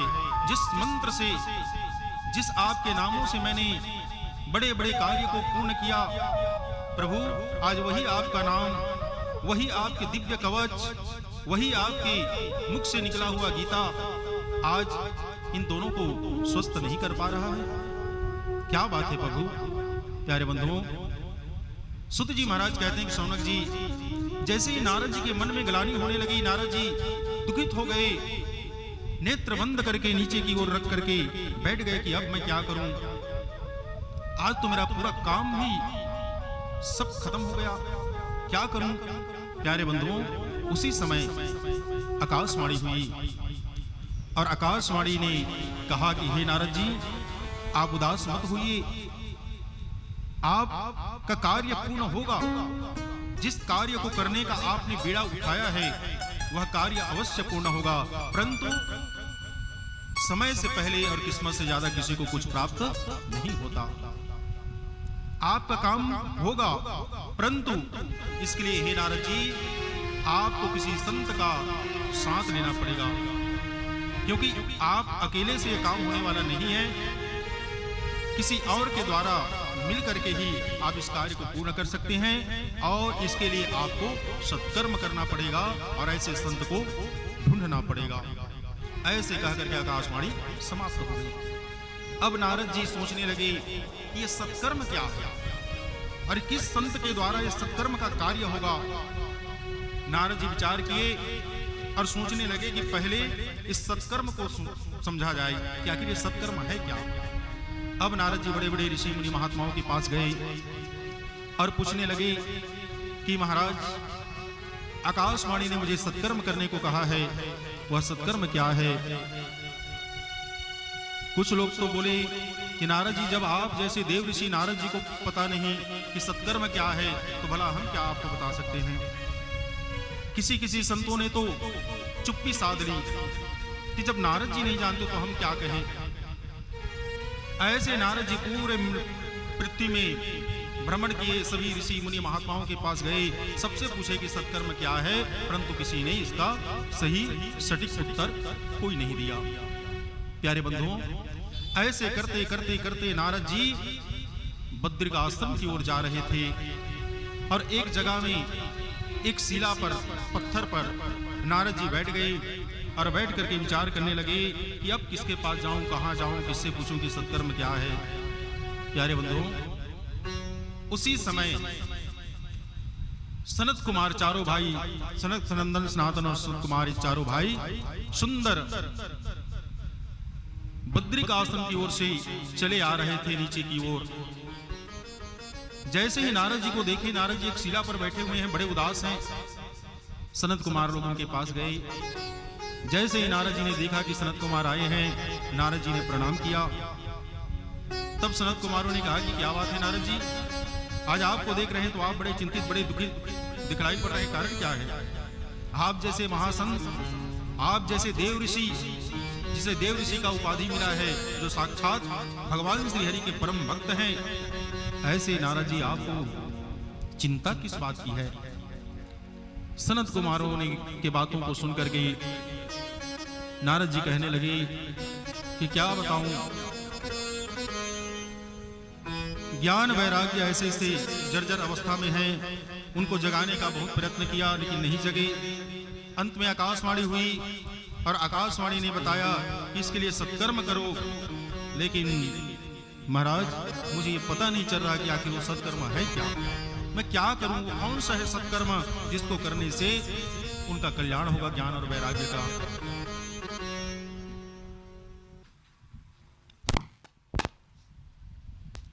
बोले भक्त वत्सल भगवान की जय। प्यारे बंधुओं, नारद जी पूछे कि महाराज अब आप लोग ही बताइए कि वह क्या है सत्कर्म, वो कौन सा सत्कर्म है, सत्कर्म किसे कहते हैं, मुझे क्या करना चाहिए? तब नारद जी के पूछने पर सनत कुमारों ने बताया कि नारद जी आप सत्कर्म को नहीं जानते? अरे वही श्रीमद् भागवत तो सत्कर्म है। आकाशवाणी ने आपको श्रीमद् भागवत कराने के लिए कहा है, क्योंकि सत्कर्म केवल और केवल श्रीमद् भागवत महापुराण ही है। सत्कर्म अर्थात अन्य जैसे आप पूजा पाठ करवाते हैं, जो भी यज्ञ करवाते हैं, तो उसमें क्या होता है, यज्ञ करने वाले को ही फल मिलता है। परंतु भागवत कथा एक ऐसी कथा है प्यारे बंधुओं, इसको मान के चलिए हमारे साहू परिवार में कर रहे हैं, परंतु जितने भी यदि इसमें से एक श्लोक, आधा श्लोक भी यदि कोई व्यक्ति सुन लेता है, चाहे वो किसी भी माध्यम से हो, चाहे लाउड स्पीकर के माध्यम से हो, बाजा के माध्यम से हो, या किसी भी माध्यम से यदि कोई भी जीव हो, ये नहीं कि केवल मनुष्य, यदि किसी के कोई भी जीव यदि इसमें से एक श्लोक, आधा श्लोक भी यदि व्यक्ति के कान में पड़ जाता है ना, तो उस व्यक्ति के समस्त पाप नष्ट हो जाते हैं। पाप और ताप, संताप, ये तीनों केवल एक श्लोक सुनने मात्र से समाप्त हो जाते हैं। इसीलिए इसे सत्कर्म कहा गया है। सत्कर्म अन्य कार्य जो है वो केवल करने वाले को पुण्य देता है, परंतु ये जो श्रीमद् भागवत है ये सुनने वाले को, चाहे आधा सुन ले चाहे पूरा सुन ले, सुनने वाले को ये मुक्त कर देता है। नारद जी बोले कि महाराज आप कह रहे हैं कि सत्कर्म ये सत्कर्म है। अरे महाराज मैंने गीता का पाठ किया है, विष्णु सहस्त्रनाम का पाठ किया, नारायण कवच का पाठ किया, बड़े बड़े वेदों का मैंने पाठ किया, तब भी उनके दुख दूर नहीं हुए, और आप कहते हैं कि भागवत से उनका दुख दूर होगा। सनत कुमार बोले कि नारद जी आप समझ नहीं पा रहे हैं, ये भागवत क्या है? तो वेद रूपी कल्प वृक्ष के पका हुआ ये फल है। जैसे पेड़ से ज्यादा, पत्ता से ज्यादा, फूल से ज्यादा महत्व किसका होता है? फल का, है ना? फल का ज्यादा महत्व होता है। वैसे ही ये भागवत क्या है, तो जितने भी जो वेद हैं वो वेद मानो कल्प वृक्ष है, और उस वेद रूपी कल्प वृक्ष का पका हुआ फल है श्रीमद् भागवत महापुराण। वेदों से ही निकला है, परंतु इसका महत्व वेदों से कई गुना ज्यादा है। जैसे दूध से ही घी बनता है ना भाई, लेकिन दूध से ज्यादा महत्व घी का होता है। गन्ने से ही गुड़ और शक्कर बनता है, परंतु उस गन्ने से ज्यादा महत्व शक्कर और गुड़ का होता है। ऐसे ही प्यारे बंधुओं, भागवत भी वेद से ही निकला हुआ है, परंतु ये वेदों से भी ज्यादा प्रभावशाली है। इसलिए नारद जी आप इस सत्कर्म को कीजिए, श्रीमद् भागवत को कीजिए। प्यारे बंधुओं, नारद जी ने कहा कि ठीक है महाराज, यदि आप लोग कह रहे हैं तो अवश्य इसको करेंगे, परंतु कहां करें। तब सनत कुमारों ने सुंदर स्थान बतलाए नारद जी को। बोले कि नारद जी चलिए हम सब चलते हैं, कहां, हरिद्वार में। गंगा मैया के पावन आनंद नामक जो घाट है वहीं पर चलते हैं, और वहां जाकर के सुंदर भागवत की कथा हम कहते हैं और सुनते हैं। जी सनत कुमारों के साथ सुंदर नारद जी सनत कुमारों के लिए हरिद्वार में आनंद नामक तट पर 4 दिव्य आसन का निर्माण किए। चारों आसन में चारों भाई सनत सनंदन सनातन सनत कुमार चारों भाई सुंदर 4 आसन पर बैठे। अब जैसे ही नारद जी कथा सुनने के लिए श्रोता बनकर के विराजित हुए, प्यारे बंधुओं, ये समाचार पूरे पृथ्वीलोक, स्वर्गलोक, वैकुंठ, सभी तरफ, ब्रह्मलोक, सब तरफ एकदम तुरंत चर्चा फैल गई कि सनत कुमार लोग नारद जी को हरिद्वार के आनंद नामक तट पर श्रीमद् भागवत महापुराण की कथा सुना रहे हैं। जैसे ही सुने, सब ऋषि मुनि महात्मा जो गुफाओं में कंदराओं में बैठ करके जो तपस्या कर रहे थे, सब अपने अपने तप को छोड़ करके, अपने अपने तपस्या को बंद करके सब उसी हरिद्वार की ओर आनंद नामक गंगा तट पर सब भगवान की कथा सुनने दौड़ने लगे।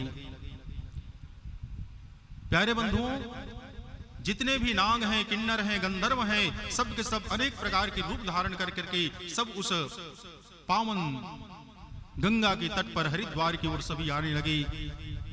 देवता, नाग, किन्नर, गंधर्व, यक्ष, सब अनेक प्रकार के अलग अलग रूप धारण करके उस स्थान पर पहुंचे और सब के सब बैठ करके सुंदर भगवान के दिव्य अमृत रूपी कथा का रसपान करने लगे। प्यारे बंधुओं, सुत जी महाराज कहते हैं कि शौनक जी, सनत कुमार लोग जैसे ही कथा गाना प्रारंभ किए, जैसे ही उनके मुख से एक श्लोक निकला भागवत का, प्यारे बंधुओं, एक श्लोक निकलते ही भागवत ने अपना प्रभाव दिखाया। कहां, हरिद्वार में कथा हो रही है, और कहां पड़े हैं भक्ति मैया अपने ज्ञान वैराग्य के साथ, वृंदावन में।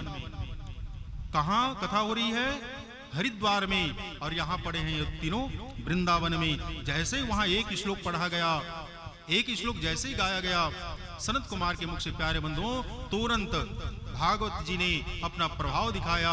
तुरंत उसी समय भक्ति मैया के गोद में जो ज्ञान और वैराग्य अचेत अवस्था में पड़े थे, तुरंत जग गए, और जगे स्वस्थ हो गए, युवान हो गए, युवा हो गए। भक्ति मैया देख करके बहुत प्रसन्न हो गई, और तुरंत उसी समय अपने दोनों पुत्र ज्ञान और वैराग्य को साथ में लेकर के तुरंत भक्ति मैया तत्काल पहुंच गए। कहां, उसी हरिद्वार के पावन आनंद नामक तट पर, जहां सनत कुमार लोग नारद जी को सुंदर भगवान की कथा सुना रहे हैं। प्यारे बंधुओं, जैसे भक्ति मैया ज्ञान वैराग्य के साथ वहां पर पहुंची हैं, सब देख करके आश्चर्यचकित हो गए। अरे, ये दोनों तो इतने जर्जर अवस्था में थे, और भागवत का एक श्लोक का गान भी पूरा नहीं हुआ कि भक्ति मैया का दुख दूर हो गया, ज्ञान वैराग्य स्वस्थ हो गए। प्यारे बंधुओं, अब नारद जी बड़े प्रसन्न हुए कि चलो, वाकई में जो सनत कुमार लोग बोल रहे थे कि भागवत जो है वेदों का भी सार है, तिलक है, पुराणों का तिलक है ये। नारद जी समझ गए, जय जयकार करने लगे, बोलिए श्रीमद् भागवत महापुराण की जय, वृंदावन बिहारी लाल की जय। प्यारे बंधुओं, आज नारद जी बड़े प्रसन्न हुए भक्ति मैया ज्ञान वैराग्य के साथ वहां पहुंची। आज भक्ति मैया प्रणाम की नारद जी को, सनत कुमारों को प्रणाम की है और प्रणाम करके पूछने लगी कि हे सनत कुमार जी, आपके कृपा से आज हम लोग दुख से मुक्त हुए हैं। जिस कथा के एक श्लोक के प्रभाव से मेरे पुत्र ज्ञान और वैराग्य स्वस्थ हो गए, हे सनत कुमार जी, मैं भी अपने ज्ञान और वैराग्य के साथ उस कथा को सुनना चाहती हूँ। मुझे भी बैठने के लिए आसन दीजिए। प्यारे बंधुओं, जहां पर कथा चल रही थी आनंद नामक तट पर, वहां पहले से ही पूरा भरा हुआ था। खचाखच जितने भी श्रोता थे चारों तरफ भरे हुए थे, कहीं भी बैठने का स्थान नहीं था। तब उस समय मैया के पूछने पर, भक्ति मैया के पूछने पर कि मैं कहां बैठूं, सनत कुमार लोग बोले कि हे देवी भक्ति, आप एक काम कीजिए, जितने भी यहाँ श्रोता बैठे हुए हैं ना, उन सब के हृदय में जाकर के आप बैठ जाइए। यही आपके लिए वीआईपी जगह है, वीआईपी सीट है आपके लिए। आप सभी भक्तों के हृदय में बैठ जाइए। प्यारे बंधुओं, और जैसे ही मैया भक्ति भक्तों के हृदय में विराजित हुई ज्ञान और वैराग्य के साथ, तो वहां तो सब पहले के ही भगत थे, क्योंकि भगवान की कथा में कौन जाता है? जिसके पास भक्ति होगी, है ना। बिना भक्ति के व्यक्ति तो भगवान की कथा में नहीं पहुंच पाएगा, क्योंकि उसको अच्छा लगेगा ही नहीं, क्योंकि उसके पास भक्ति नहीं है। भाई, किसी को आप भोजन दे रहे हैं तो भोजन व्यक्ति कब करेगा? जब उसको भूख लगेगी। अब भूख ही नहीं है उस व्यक्ति को, आप कुछ भी खिला दीजिए, उसको आनंद आने वाला नहीं। वैसे ही भगवान की कथा का जिस व्यक्ति को भूख है, अर्थात जिसके हृदय में भक्ति है, प्रेम है, वही कथा सुनेगा, है ना। और जिसके पास प्रेम नहीं है, भक्ति नहीं है, तो फिर वो कथा में उसका मन लगने वाला नहीं है। तो वहां जितने भी बैठे थे वो सब तो पहले से ही भक्त थे। अब उन भक्तों के हृदय में जब भक्ति मैया जाकर करके विराजित हो गई ज्ञान और वैराग्य के साथ, तो प्यारे बंधुओं, सोने पे सुहागा हो गया। मान के चलिए कोई व्यक्ति 50 एकड़ का मालिक है ना, 50 एकड़ का मालिक है, और ऊपर से मामा घर से और 50 एकड़ मिल गया, उस व्यक्ति का आनंद ही आनंद है। तो वैसे ही ये लोग तो पहले से भक्त थे, इनके हृदय में भक्ति थी, लेकिन जैसे भक्ति मैया ज्ञान और वैराग्य के साथ उनके हृदय में जब वास की है, तो उनका भक्ति चरण सीमा से और ऊपर हो गया, भक्ति छलकने लगी। और प्यारे बंधुओं, सभी भक्ति में झूमते हुए भगवान का गीत गोविंद गाने लगे। श्री कृष्ण गोविंद हरे मुरारी, हे नाथ नारायण वासुदेवा। इस सुंदर भगवान के कीर्तन को करते हुए सभी नाचने लगे, गाने लगे। आइए 2 मिनट हम भी उस कीर्तन को सुंदर अपने मुख से 2 मिनट गान करें, उसके बाद कथा में प्रवेश करेंगे। बोलिए भक्तवत्सल भगवान की जय।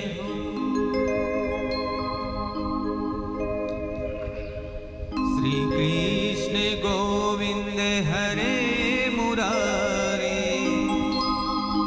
हे नाथ नारायण वासुदेवा। आइए भाइयों, सभी ताली की सेवा करते हुए श्री कृष्ण गोविंद हरे मुरारी, हे नाथ नारायण वासुदेवा। श्री कृष्ण गोविंद हरे मुरारी, हे नाथ नारायण वासुदेवा।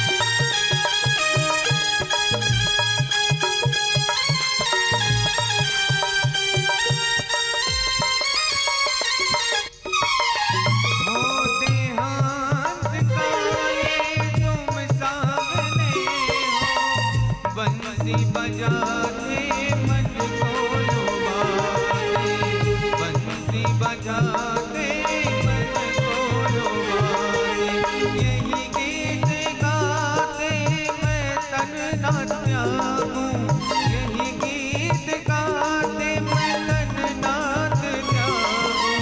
हे नाथ नारायण वासुदेवा, हे नाथ नारायण वासुदेवा, श्री कृष्ण गोविंद हरे मुरारी, हे नाथ नारायण वासुदेवा, श्री कृष्ण गोविंद हरे मुरारी, हे नाथ नारायण वासुदेवा, हे नाथ नारायण वासुदेवा, हे नाथ नारायण वासुदेवा, हे नाथ नारायण वासुदेवा, श्री कृष्ण गोविंद हरे मुरारी, हे नाथ नारायण वासुदेवा, श्री कृष्ण गोविंद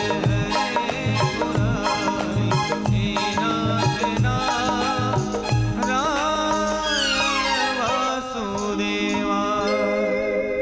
बोले कृष्ण कन्हैया लाल की जय। जय श्री राधे, जय जय श्री राधे श्याम। बोलिए भक्तवत्सल भगवान की जय। जय प्यारे बंधुओं, श्री सुत जी महाराज कहते हैं कि हे सुनकादिक ऋषियों, आज सुंदर सभी भक्त भगवान के गीत गोविंद गाते हुए सभी नाचने लगे, गाने लगे। श्री कृष्ण गोविंद हरे मुरारी, हे नाथ नारायण वासुदेवा। जैसे ही संकीर्तन में मिल करके सभी नाचने लगे प्यारे बंधुओं, तो ये लोगों की भक्ति इतनी बढ़ी हुई थी कि आज भगवान अपने धाम को छोड़ करके उसी स्थल पर साक्षात प्रभु प्रकट हो गए और प्रकट होकर के भक्तों के साथ भगवान भी नृत्य करने लगे, नाचने लगे। नाचते नाचते भगवान थक गए, परंतु जितने भी वहां भक्त थे प्यारे बंधुओं, उन सभी का नाच समाप्त ही नहीं हुआ। सभी नृत्य कर रहे हैं और उसी मंत्र का जाप कर रहे हैं, हे कृष्ण गोविंद हरे मुरारी, हे नाथ नारायण वासुदेवा। प्यारे बंधुओं, भगवान थक गए और थक करके भगवान कहने लगे कि भक्तों, मैं आ गया हूं, मैं प्रकट हो गया हूं। आप लोगों की भक्ति में बंद करके मैं आप लोगों के सम्मुख आया हूं, मुझसे वरदान मांगो। लेकिन वहां कौन है जो भगवान को वरदान मांगे? तो भक्ति में इतने मगन थे कि भगवान साक्षात उनके सामने खड़े हैं, लेकिन कोई कुछ नहीं मांग रहा। भगवान थक गए मांगने के लिए बोल बोल करके, परंतु कोई कुछ नहीं मांग रहा। जिसके पास पारसमणि हो, भला वो क्या किसी से कुछ मांगेगा? तो वैसे ही प्यारे बंधुओं, जिनके जीवन में यदि भक्ति ज्ञान वैराग्य आ जाए, भला उसे संसार का और क्या किसी चीज की वस्तु की आवश्यकता। भगवान बार बार थक गए मांगने के लिए बोल बोल करके, परंतु कोई कुछ नहीं मांग रहा। अंत में सनत कुमार लोग देखे कि लगता है भगवान परेशान हो गए हैं। सनत कुमारों ने कहा कि प्रभु, यदि इन भक्तों की तरफ से हम मांग ले तो चलेगा? भगवान बोले, अरे कुछ कोई तो कुछ मांग लो भाई, मैं आ गया हूं, खाली हाथ जाऊंगा बिना कुछ दिए तो मुझे शोभा नहीं देता, इसलिए चलो तुम ही मांग लो। प्यारे बंधुओं, आज सनत कुमारों ने कहा कि प्रभु, जिस तरह से हमारी इस कथा में आकर के आपने हम सबको कृतार्थ किया, दर्शन दिए, प्रभु बस मैं यही कामना करता हूं, आपसे यही मांगता हूं कि आज के बाद जहां पर भी प्रभु की कथा हो, कथा कहने वाला ठीक से श्लोक पढ़ पाता हो या ना पढ़ पाता हो, व्याकरण जानता हो या ना जानता हो, पुराण के बारे में कुछ जानता हो या ना जानता हो, सुनने वाला किस भाव से सुन रहा है, कैसे सुन रहा है, इसका भी कोई मतलब नहीं प्रभु। परंतु जहां पर भी आपका यह कथा, आपकी यह पोथी रखा जाए, आपके पोथी का कहीं पर यदि गान किया जाए, तो प्रभु आप अवश्य वहां जाइएगा। भगवान बोले कि ठीक है सनत कुमार जी, मैं आपसे आपको वचन देता हूं कि आज के बाद जहां कहीं पर भी भागवत की कथा होगी, मैं वहां पर अवश्य पहुंचूंगा और पहुंच करके उस यज्ञ को पूर्ण करूंगा। प्यारे बंधुओं, तो जहां भी भगवान की कथा होती है भगवान वहां अवश्य आते हैं। और इसका यदि आपको प्रमाण चाहिए, यदि आप चाहते हैं कि हमें पता चले कि भगवान आए हैं कि नहीं, तो 7 दिन तक बिल्कुल यदि आप मन लगा करके कथा सुनेंगे तो 7 दिन में एक न एक दिन आपको अवश्य महसूस होगा कि भगवान आए थे। और कैसे महसूस होगा? आप ध्यान देंगे, कथा सुनते सुनते यदि किसी शब्द में आप कथा सुन रहे हैं और सुनते सुनते मान के चलिए रोंगटे खड़े हो जाना, है ना, कोई कथा को सुन करके रोंगटे खड़े हो जाते हैं, या मन एकदम गदगद हो जाता है, या कभी कथा को सुनते सुनते आंखों से अश्रु बह जाए, तो समझ लेना भगवान ने आकर के आपको स्पर्श किया है। भगवान आपको छू करके गए हैं। 7 दिन तक आप कथा सुनेंगे तो कभी ये महसूस करना, और जिस दिन ये महसूस आपको हो जाए, कभी कथा सुनते सुनते रोंगटा खड़ा हो जाए, शरीर एकदम कांप्यमान हो जाए, तो समझ लेना कि भगवान ने आपको स्पर्श किया है। कथा सुनते सुनते आंखों से यदि अश्रु बह जाए तो समझ लेना भगवान ने आपको स्पर्श किया है। प्यारे बंधुओं, इस तरह से आज भगवान सनत कुमार को वरदान दिए और वहां से प्रभु अंतर्ध्यान हुए। नारद जी सुंदर आगे सुत जी महाराज कहते हैं कि सनकादिक ऋषियों, नारद जी ने सनत कुमारों से जिज्ञासा की कि प्रभु, ये तो भागवत की कथा सुनकर के ज्ञान और भक्ति का दुख दूर हुआ। प्रभु, ये तो आम बात है, ज्ञान वैराग्य और भक्ति भगवान के ही संतानें हैं, उनके ही साथ रहने वाले हैं, तो इनके ऊपर भगवान कृपा किए, ये तो उतना ज्यादा महत्वपूर्ण बात नहीं है। महत्वपूर्ण बात तो तब होती जब भगवान किसी पापी के ऊपर कृपा करते। भाई, कोई व्यक्ति अपने घर वाले की मदद यदि कर रहा है ना, अपने घर वालों का मदद कर रहा है, तो वो तो सिंपल बात है, भाई अपना है तो मदद तो करना ही करना है। बात तब बड़ी होगी जब कोई व्यक्ति अपने दुश्मन का भी मदद करे। वो कहेगा ना, बहरीला उच्च पीढ़ा। अपनों को तो सब चाहते हैं, अपनों के सहयोग सब करते हैं। सहयोग तो वो है प्यारे बंधुओं जो दूसरों के लिए किया जाए। अपने लिए तो सब जीते हैं, दूसरों के लिए जीना आ गया, वही असली जीना है। तो भगवान नारद जी कहते हैं कि प्रभु, इस बात को सुन करके लोगों के मन में यही हो सकता है कि भगवान ने ज्ञान वैराग्य जी वो कृपा के ऊपर कृपा करी, तो क्या प्रभु ऐसी कोई कथा है, ऐसा कोई प्रमाण है जिसमें भगवान ने पापी के ऊपर कृपा की हो? सनत कुमार बोले कि नारद जी, आपने बहुत सुंदर बात पूछी है, परंतु देखिए नारद जी, भगवान इतने दयालु हैं, कृपालु हैं, जो भी व्यक्ति इस भागवत के शरण में आ जाता है, वो चाहे कितना बड़ा भी पापी क्यों ना हो, भगवान के शरण में आने के बाद उसको अवश्य मुक्ति मिलती है। जिसने रात दिन उड़ते बैठते सोते जागते जन्म से लेकर के मृत्यु तक जिसने कभी कोई पुण्य ना किया हो, रात दिन जो पाप ही पाप में डूबा रहा हो, ऐसे व्यक्ति भी यदि भागवत के शरण में आ जाए तो उसकी मुक्ति सुनिश्चित है। सनत कुमार बोले नारद जी, और तो और जो व्यक्ति रात दिन पाप करते हुए मृत्यु को प्राप्त हो गया, मर भी गया, मरने के बाद मान लो प्रेत की योनि में चला गया, तब भी यदि उसके निमित्त में कथा कर दिया जाए तो उसकी मुक्ति सुनिश्चित है।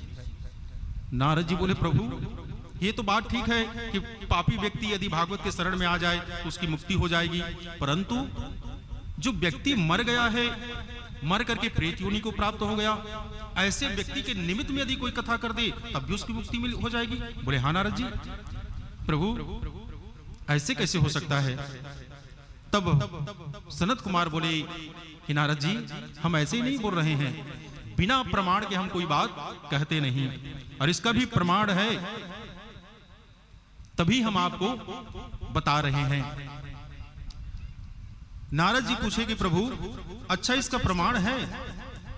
तो प्रमाण है तो बताइए क्या प्रमाण है आपके पास?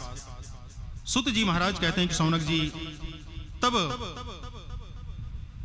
सनत कुमार लोग सुंदर नारद जी को प्रमाण देने लगे, कहने लगे कि हे नारद जी, तुंगभद्र तटे पूर्वम भूत्यपन्नमोत्तमं यत्र वर्णः सर्वधर्मेण सत्यसत्यकर्म तत्परः आत्मदेवः पुरे तस्मिन् सर्ववेदविशारदः श्रौतस्मार्तेषु निष्णातो द्वितीयैव भास्करः।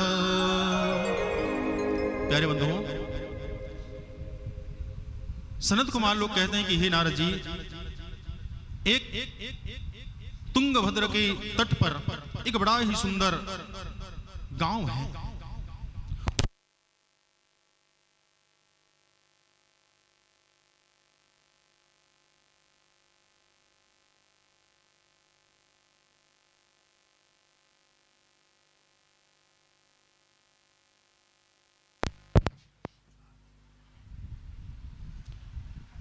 हरिओम। बोली भक्तवत्सल भगवान की जय। तो उस नगर में सुंदर एक आत्मदेव नामक ब्राह्मण था। वहां तो हर वर्ण के लोग रहते थे, ब्राह्मण क्षत्रिय वैश्य शूद्र सभी वहां पर आनंद के साथ सब रहते थे।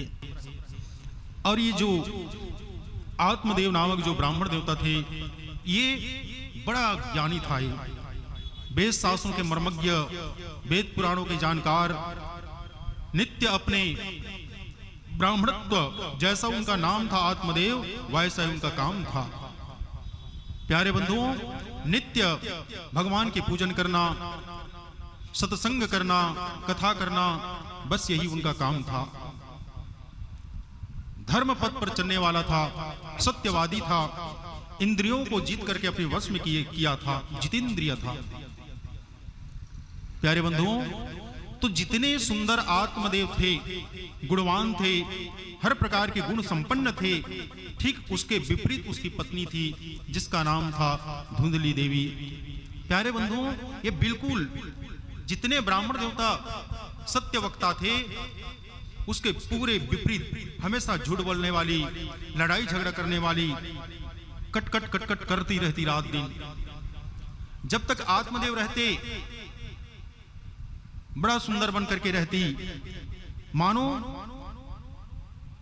सती स्वरूपा हो, सती का साक्षात मूर्ति हो, मानो अनुसुईया हो। और जैसे ही ब्राह्मण देवता अपने कार्य के लिए, पूजा पाठ के लिए घर से निकलती, तो इधर इसका काम शुरू हो जाता, दूसरों के घर में जाना, चाली चुगली करना, दूसरों को लड़ाई झगड़ा करवा देना, बस यही काम था। जथा नाम तथा गुण। प्यारे बंधुओं, आत्मदेव जी के पास सब कुछ था, धन संपत्ति की कोई कमी नहीं थी, परंतु इनके घर में कोई संतान नहीं थे। लेकिन आत्मदेव ब्राह्मण देवता फिर भी संतुष्ट था, क्योंकि आत्म को जानने वाला था। वो जानता था कि पुत्र नहीं है तो क्या हुआ, अच्छी बात है, कोई बात नहीं भाई, भगवान हमारे भाग्य में नहीं लिखे हैं, हमारे कर्म में ही ऐसा है, पुत्र नहीं लिखा है तो हम कुछ भी करेंगे तो पुत्र कहां से मिलेगा। आत्मदेव कभी कोई शिकायत भगवान से नहीं करता, प्रसन्न रहता था। लेकिन सुत जी महाराज कहते हैं कि सौनक जी, बाहर वाले आपस में बातें करने लगे कि देखो तो ब्राह्मण देवता इतना बड़ा ज्ञानी है, दूसरों के घर में जाकर के ग्रह बाधा को दूर करता है, ग्रह बाधा का निवारण करता है, दूसरे के दुख को दूर करने के लिए दूसरों के घर में जाकर के पूजा यज्ञ हवन आदि करता है। लेकिन ब्राह्मण अपने कर्म को नहीं देख रहा, इसी के घर में कोई संतान नहीं है। सुत जी कहते हैं कि सौनक जी, अब ये बात धीरे धीरे आत्मदेव ब्राह्मण के कानों में पहुंची। ब्राह्मण देवता पहले तो प्रसन्न था, किसी प्रकार का पुत्र नहीं होने का कोई दुख नहीं था, परंतु लोगों की बातों को सुनकर के अब ब्राह्मण देवता का मन, आत्मदेव का मन पुत्र के प्रति जाने लगा। वो मन ही मन विचार करने लगा कि लोग सही कह रहे हैं, मेरे घर में संतान नहीं है, इसीलिए तो मैं कोई फल वाला वृक्ष ला करके लगाता हूं, तो फलदार वृक्ष मेरे घर में आकर के उगता ही नहीं है। यदि वृक्ष उग भी जाए तो उसमें कभी फल नहीं आता। ये सब का कारण लगता है मैं संतानहीन हूं, इसीलिए है। तभी तो मैं देख रहा हूं घर में जो तुलसी का गमला है, तुलसी का जो जगह है, इसमें रोज तुलसी में मैं जल देता हूं, परंतु यह तुलसी हमेशा सूख जाती है, कभी हरा नहीं रहती। ऐसे अब ब्राह्मण देवता के मन में अनेक प्रकार के कुतर्क पैदा होने लगे। प्यारे बंधुओं, ब्राह्मण देवता मन ही मन सोचने लगा कि मेरे घर में जो गाय है वो गाय भी बांझ पड़ी हुई है, कभी बछड़ा नहीं देती, बांझ पड़ी हुई है। लगता है ये सब मैं संतानहीन हूं, इसीलिए सब हो रहा है। प्यारे बंधुओं, अब ब्राह्मण देवता मन ही मन बड़ा दुखी हो गया। वो सोचने लगा कि मैं संतानहीन हूं तो इतना ज्यादा पूजा पाठ कर रहा हूं, लेकिन सब बेकार है, क्योंकि भगवान मेरी पूजा को नहीं पा रहे होंगे।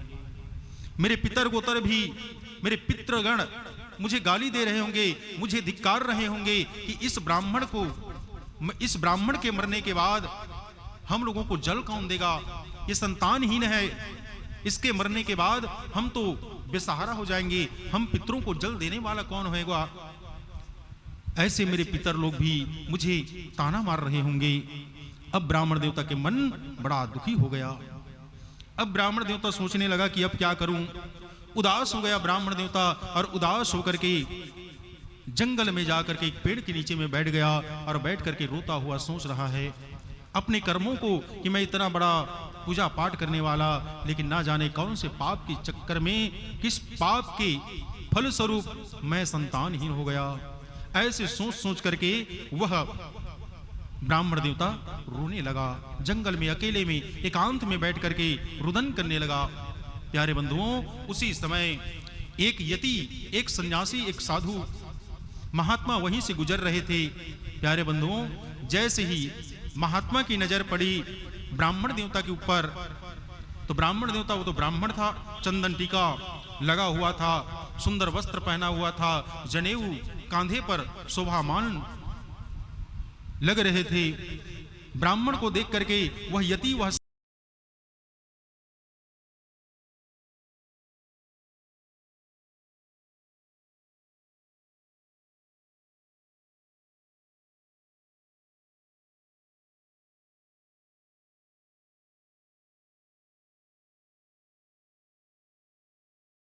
यहां बैठ करके रो रहे हो। ऐसे यति, वो सन्यासी जी ब्राह्मण के रोने के मतलब को उल्टा समझ गए, और समझ करके ब्राह्मण के पास पहुंचे, और पहुंच करके कहने लगे, कथम रोदसी विप्रम त्वं काति चिंतावलिष्यसि वदत्वं सत्वरं महान स्वस्य दुःखस्य कारणम। हे ब्राह्मण देवता, आप किस लिए रो रहे हैं? अरे, आप जैसा भक्त मैंने आज तक नहीं देखा। अब भगवान के लिए अश्रु बहा रहे हैं, भगवान के लिए रो रहे हैं। ब्राह्मण देवता कहने लगा कि ओहो महाराज, आप लोगों को तो अलग कुछ पड़ी हुई है।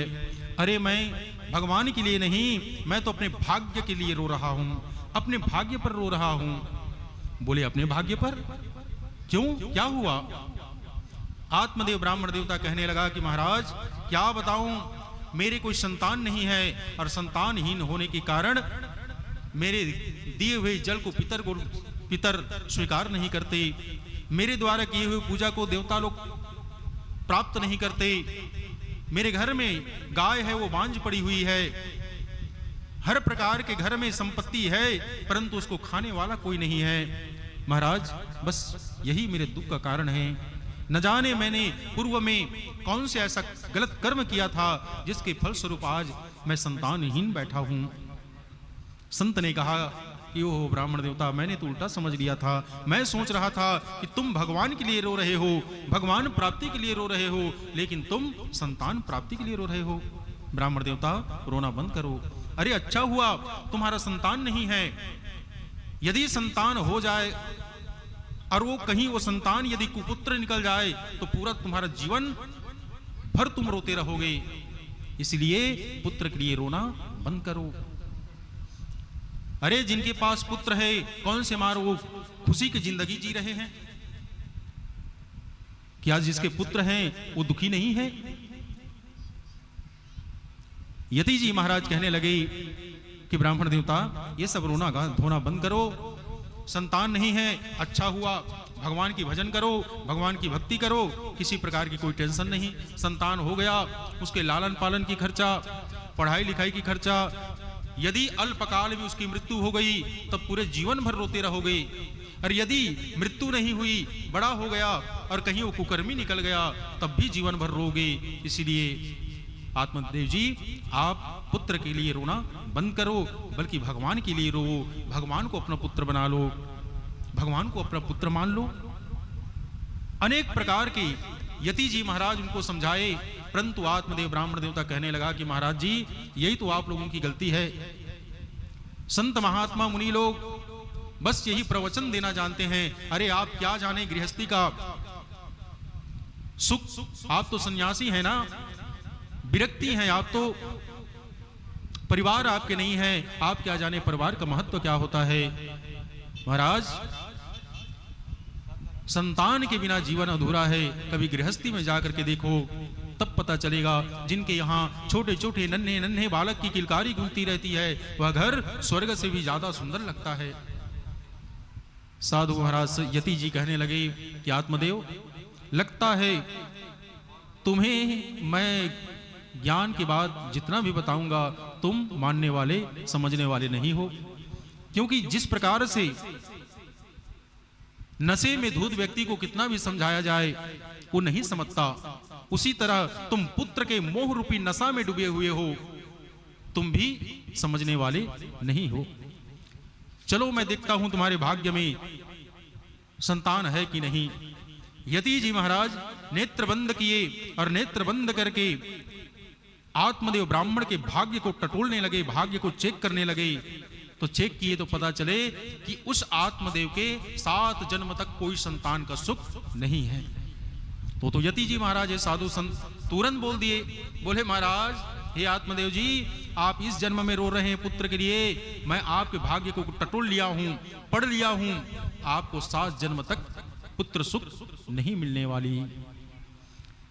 प्यारे बंधुओं, जैसे सुना आत्मदेव ने कि 7 जन्म तक मुझे संतान की प्राप्ति नहीं होगी, तुरंत आत्मदेव अपने गमछे को पकड़ा और पकड़ करके पहले तो अपने आप को गले में फंसा करके खींचने लगा, और जब इसमें भी काम नहीं बना तो अब आत्मदेव ब्राह्मण अपने सर को पत्थर पर पटकने लगा। यति जी बोले कि अरे अरे आत्मदेव, ये क्या कर रहे हो, आत्महत्या कर रहे हो, घोर पाप लगेगा, नरक में जाओगे। आत्मदेव कहने लगा कि महाराज, संतानहीन हूं, ये तो मेरे जीवन का सबसे बड़ा नरक है, और मरने के बाद आखिर उस नरक में जाऊंगा तो क्या फर्क पड़ेगा, आखिर ये भी तो नरक है ना। फिर से अपने सर को जोर से पत्थर पर मारा। यति तुरंत रोक लिए और मन में सोचने लगे, यति जी महाराज, सन्यासी जी महाराज, साधु जी, कि यदि यह आत्मदेव ब्राह्मण इस समय मेरे सामने यदि ये आत्महत्या कर लेगा तो इसका दोष मुझे भी लगेगा, क्योंकि मेरे सम्मुख में ये आत्महत्या करेगा। देख करके भाई मैं इसको नहीं बचा पाया तो इसका दोष।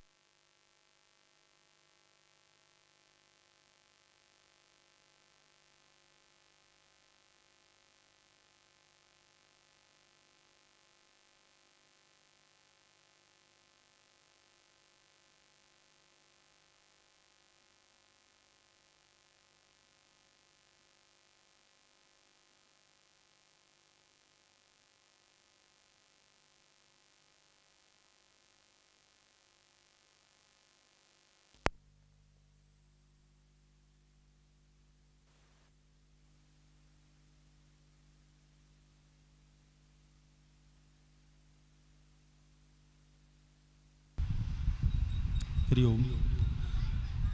बोली वृंदावन बिहारी लाल की जय। प्यारे बंधुओं, अब आत्मदेव जब मृत्यु के लिए तैयार हो गए, आत्महत्या करने के लिए, तब वह यति जी महाराज अपने थैले से एक फल निकाले और बोले कि हे आत्मदेव, एक काम करो, इस फल को ले जाकर के अपनी पत्नी को खिला देना। नियम बता दिए कि सुंदर ब्रह्मचर्य का व्रत का पालन करना है, नित्य भगवान श्री हरि का पूजन करना है, भगवान को सुंदर नित्य दूध से बने हुए व्यंजन भगवान को भोग लगाना है। ऐसे पूजा पाठ के नियम को बता दिए। अंत में ब्राह्मणों को भोजन करा देना, गरीबों को दान दक्षिणा कर देना, उनकी मदद कर देना। ऐसे नियम बता करके यति जी महाराज वहां से चले गए। अब आत्मदेव प्रसन्न होकर के घर आया। घर में आकर के अपनी पत्नी धुंधली को उस फल को दिखाया और कहा कि देवी, इस फल को तुम, अभी तो शाम हो गया है और रात्रि होने वाली है, इसीलिए इस शुभ काम को कल प्रातः होते ही तुम स्नान ध्यान करके कर लेना। आत्मदेव ब्राह्मण पूरे नियम को बता करके पूजा पाठ करके अपने शयन कक्ष में चले गए। अब धुंधली रात भर जगती रही, रात भर नींद नहीं आई। धुंधली को सोचने लगी कि कहां से ये फल ले आया है महाराज जी, यदि इसको खा लेती हूं तो संतान होगा। अरे फल खाने से कहीं संतान होती है? फल खाने से कभी संतान होती है? ऐसा होता तो दुनिया में कोई संतान ही नहीं होते। कहां से फल को पकड़ करके ले आया? ऐसे अनेक प्रकार के तर्क कुतर्क करने लगी और सोचने लगी कि यदि मान के चलो इस फल को मैं खा लेती हूं, अब मान के चलो ये सही में होगा तो मैं गर्भवती हो जाऊंगी, और गर्भवती हो जाऊंगी तो फिर खाना पीना सब जो अनेक प्रकार के चटपटे खा रही हूं, जो मर्जी में आ रहा है वो कर रही हूं। लेकिन जब गर्भ धारण करूंगी और गर्भ धीरे धीरे जब बड़ा होता जाएगा तो फिर मैं खान पान घूमना सुमना सब बंद हो जाएगा। और जिस समय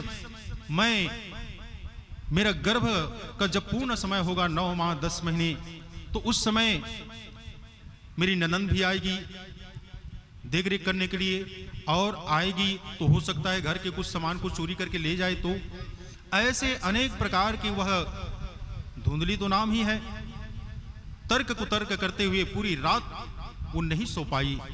सुबह उठ करके स्नान ध्यान की, पूरा मन एकदम व्याकुल है।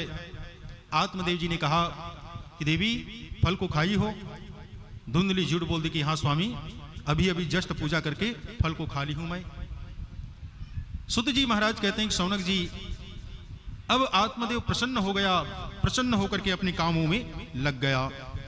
अब उसी दिन अब ये खाना पीना पूरा बंद, झूठ तो बोल दी हूं, अब क्या करूं, इस फल को कहां रखूं, कैसे करूं, यदि संतान नहीं होगा, खाई हूं बोल दी हूं, नहीं होगा तो फिर ब्राह्मण देवता नाराज हो जाएंगे, क्या करूं कैसे करूं, इसी चिंता में डूबी हुई है धुंधली।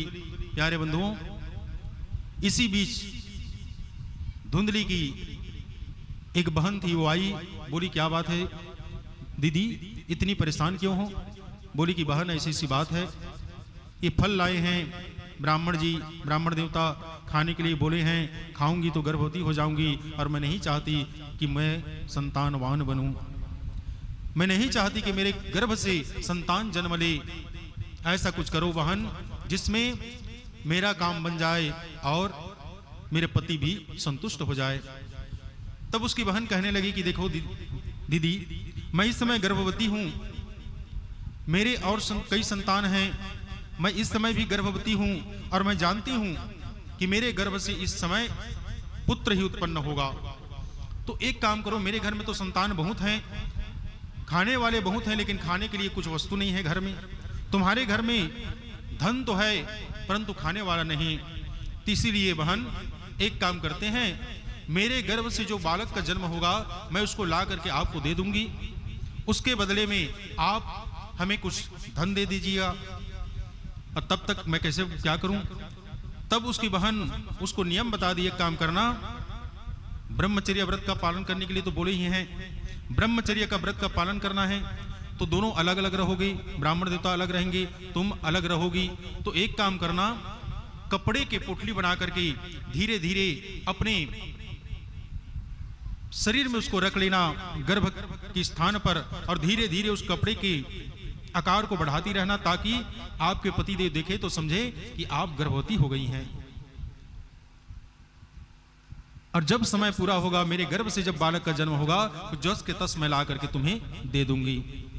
दोनों काम बन गया। और इस फल को क्या करें, यदि इस फल को कहीं रखेंगे और कहीं ब्राह्मण देवता आकर के देख लिया तो? तब वो कहने लगी उसकी बहन की, बहना एक काम करो, यदि सही में यह फल संतान देने वाला होगा तो एक काम करो, इस फल को अपने घर के गाय को खिला देना, गाय खाएगी और गाय के गर्भ से बछड़ा होगा, फल में यदि सही प्रभाव होगा शक्ति होगी तो इस फल को गाय जब खाएगी तो उसके गर्भ से बछड़ा उत्पन्न होगा, तो ये हमारा बहुत काम आएगा। क्या? जब मैं अपने पुत्र को तुम्हारे यहां लाऊंगी तो उसके दूध पीने का व्यवस्था सुंदर इस गाय के दूध से हो जाएगा। सब काम बन गया। ठीक है, अब ब्राह्मण देवता को वैसे ही बता दिए, झूठ बोल दिए कि मैं फल को खा ली हूं और फल को गाय के गैया को खिला दी। समय धीरे धीरे व्यतीत होने लगा। सुत जी महाराज कहते हैं कि शौनक जी, सनत कुमार कहते हैं कि हे नारद जी, समय आने पर उसकी बहन के गर्भ से एक लड़के का जन्म हुआ, पुत्र उत्पन्न हुआ। रात्रि के समय में उसके पति देव उस बालक को लेकर के आत्मदेव ब्राह्मण के घर में पहुंचे और धुंधली को उस बालक को दे करके वो वहां से धन लेकर के चला गया। अब सुबह जैसे ही हुआ, आत्मदेव को पता चला कि मेरे घर में बालक का जन्म हुआ है। बड़ा आनंद उत्सव मनाया, खूब धन लुटाया और अपने पुत्र का नामकरण करना चाहा।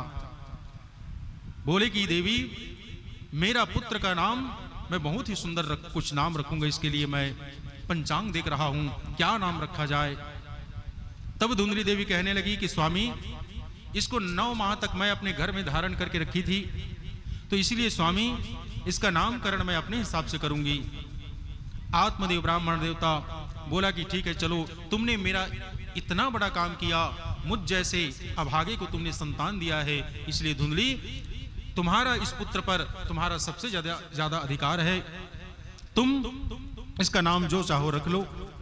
अब धुंधली देवी अपने उस पुत्र का नाम रखा, कहा यदि मेरा नाम धुंधली है तो मेरे पुत्र का नाम धुंधकारी होगा। प्यारे बंधुओं, धुंधकारी नाम रख दिया गया। नाम रखते समय व्यक्ति को बहुत सोच विचार करके नाम रखना चाहिए, क्योंकि जैसा नाम होता है कहीं ना कहीं एक न एक दिन वो नाम वैसा कर्म करवा देता है व्यक्ति से। सुत जी महाराज कहते हैं कि शौनक जी, अब धुंधकारी नाम रख दिया। धुंधकारी यानी कि अंधेरा, जिसको कुछ सत्य का ज्ञान ना हो।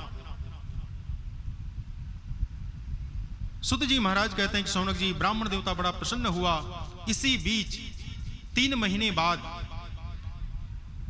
जिस गाय ने उस फल को, जिस गाय को खिलाया थे ये लोग, वो गाय ने भी सुंदर एक पुत्र को जन्म दिया। बछड़े को नहीं, बालक को, मनुष्य जैसे बालक को जन्म दिया। क्यों? क्योंकि वो तो फल का प्रभाव था,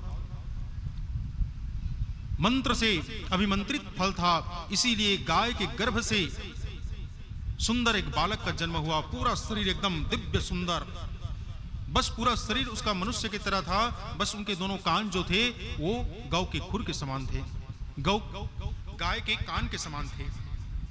पूरा उनका कान गौ के कान के समान था, पूरा शरीर मनुष्य जैसा बड़ा सुंदर।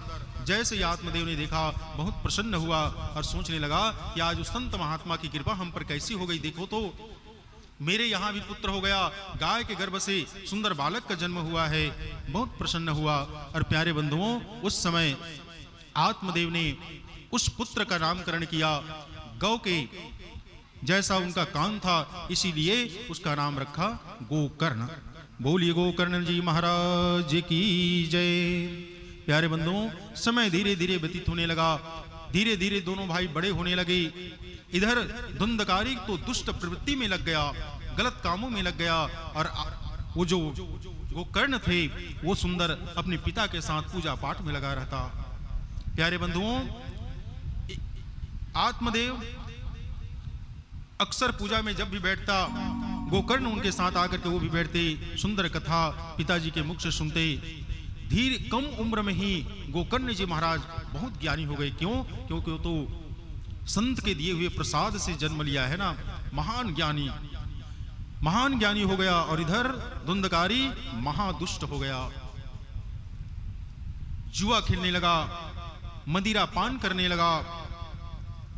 अब जुए में जब धन को ले लेकर के हारने लगा तो अब चोरी डकैती भी करने लगा। अपनी इच्छाओं को पूरी करने के लिए, अपने गलत आदतों को पूरी करने के लिए अब वो धीरे धीरे चोरी करने लगा। पहले तो अपने घर से चोरी करने लगा, घर में जब बात नहीं बनती तो दूसरों के घर में जाकर के चोरी करने लगा। और चोरी किए हुए पैसे से जुआ खेलता, मांस खाता, मदिरा का सेवन करता, वैश्यावृत्ति करता, ऐसे अनेक प्रकार के दुष्ट, अनेक प्रकार के निंदित कार्यों में वो संलग्न हो गया। सुत जी कहते हैं शौनक जी, अब पहले तो डर के मारे घर में, जिस दिन वो तो रोज मदिरा का पान करता था, लेकिन जब अधिक नशा में होता था तो घर नहीं आता था, पिताजी को डरता था। परंतु अब वह डर समाप्त होने लगा और नशे में ही अपना घर वो आने लगा। प्यारे बंधुओं, एक दिन आत्मदेव ने देखा कि मेरा पुत्र मदिरा के नशे में, शराब के नशे में धुत होकर के आया है। अनेक प्रकार के आत्मदेव अपने पुत्र को डांटने लगा कि अरे धुंधकारी, तू एक ब्राह्मण का पुत्र होकर के ऐसे निंदित कार्य को करता है। मैं इतना बड़ा ब्राह्मण, दूर दूर तक मेरी पहचान है, लोग मान सम्मान करते हैं मेरे, सबको मैं शिक्षा देता हूं, और तुम मेरे पुत्र होकर के ऐसे निंदित कार्य में लगे हुए हो। अनेक प्रकार के डांटने लगा। धुंधली आकर के अपने पति को समझाए कि स्वामी कोई बात नहीं, क्या हुआ, एक दिन ले लिया तो कल से नहीं लेगा, आप मत डांटिए। सुत जी कहते हैं शौनक जी, आत्मदेव कहने लगा कि देवी, यह सब तुम्हारे ही किए हुए कर्मों का फल है। तुम बचपन से इसको इतना लाड़ प्यार की हो कि उसी के वजह से ये भाग गया, अपने रास्ते से ये भटक गया। देखो, सबसे बड़े गुरु माँ होती है। मनुष्य के सबसे बड़ी गुरु कौन है? माँ होती है। माँ चाहे तो पुत्र को भक्त प्रहलाद ध्रुव बना सकती है, और माँ चाहे तो अपने पुत्र को धुंधकारी बना सकती है। ये माँ के ऊपर है। बचपन में जिस तरह से आप अपने संतानों को जैसे उनको चलाएंगे, जैसे संस्कार देंगे, आगे चल करके वह उसी में ढलेगा। क्योंकि बालक 5 वर्ष तक कच्चे मिट्टी की तरह रहता है। कच्चे मिट्टी को जैसे भी आप आकार दे दीजिए, कच्चा मिट्टी ला जैसनो भी आकार दे देवा, है ना। कच्चा मिट्टी के चाहत तुम बर्तन बना सकत था, चाहत मूर्ति बना सकत था, कुछ भी बना सकत था। लेकिन जब वो मिट्टी है पक जही, तो पके के बाद में फिर वो घड़ा पक गए, अब वो घड़ा ला फिर मूर्ति बना सकत का नहीं सकत। जब तक वो कच्चा है तब तक आप उसको आकार दे सकते हैं, उसको दीजर चाहे मोड़ सकते हैं, और पकने के बाद फिर उसको हम कुछ नहीं कर सकते, फिर वो हो गया सुनिश्चित। ठीक वैसे ही बच्चे जब तक 5 वर्ष के हैं कच्चे मिट्टी की तरह हैं, आप जैसे चाहें उसको आप संस्कार दे करके बना सकते हैं। सुत जी कहते हैं कि शौनक जी, अब धीरे धीरे समय व्यतीत होने लगा। अबे तो इसका रोज का आदत हो गया, रोज पी खा करके आने लगा।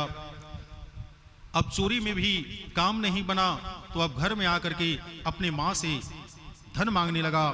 धीरे धीरे करके वो तो बहुत प्रेम करती थी अपने धुंधकारी को, घर के समस्त धन को उसको देने लगा, और दे दे करके बहुत कम समय में पूरा घर के जितना भी धन था धुंधकारी लेकर के सबको जुआ में, अपने गलत आदतों में सबको समाप्त कर दिया। प्यारे बंधुओं, अब एक दिन फिर आया और अपने माँ से धन मांगने लगा। तब अब घर में तो कुछ था नहीं, जितना कुछ था सबको अपने पति से छुपा करके धुंधकारी को दे दिया था धुंधली। अब उसके पास कुछ नहीं। तब अब मजबूरी वश होकर के अब वह धुंधकारी नशे में धुत होकर के अपने पिता आत्मदेव के पास गया और कहने लगा कि पिताजी, मुझे इतना धन चाहिए, मुझे धन दीजिए। आत्मदेव ने कहा कि अरे मूर्ख, तू तो ऐसे, तुझे मैं समझा समझा करके थक गया, तू मेरे बात को नहीं माना, नहीं सुधरा, और तू कहता है कि मैं तेरे इच्छाओं को, वो भी गलत इच्छाओं को, मैं तुम्हारे गलत इच्छाओं को पूरा करने के लिए तुम्हें धन दूं। अरे जिस धन को मैंने पूजा पाठ करके मुझे दान पुण्य में जो धन मिला है, उस दान में मिले हुए धन को तुझ जैसे पापी के अनाप शनाप खर्च में लगाऊं? चल यहां से चला जा। प्यारे बंधुओं, वो तो नशा में धुत था। कहने लगा कि पिताजी, मैं आपका पुत्र हूं और आपका जितना हक है इस धन में, उतना हक मेरा भी है, मेरा हक दीजिए मुझे। आत्मदेव कहने लगा कि अरे मूर्ख, तुझे कहां का हक, क्या कमाया है जो तुझको मैं तुम्हारा हक दूं?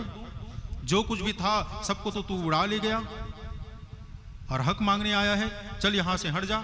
प्यारे बंधुओं, आज धुंधकारी वो तो जवान था, आत्मदेव जी बूढ़े हो चुके थे। धक्का मारा और धक्का मार करके चाबी को छीन लिया और छीन करके कहने लगा कि पिताजी, अभी तो केवल धक्का मारा हूं, यदि आपने मेरे कामों में यदि आपने टांग लड़ाई तो फिर मैं भूल जाऊंगा कि आप मेरे पिता हैं और मैं आपका पुत्र हूं, इसलिए चुपचाप रहिए। बूढ़े हो चुके हैं, चुपचाप घर में पड़े रहिए, जो मिल रहा है खाइए, नहीं मिल रहा है तो चुपचाप पड़े रहिए।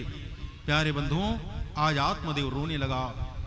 जिस पुत्र को पाने के लिए मैं अपने प्राण को त्यागने के लिए भी तैयार हो गया था, प्राण के बदले में जो पुत्र मुझे मिला था, उस पुत्र को पाने के लिए मैं प्राण को भी न्यौछावर कर देने के लिए तैयार हो गया था। आज वही पुत्र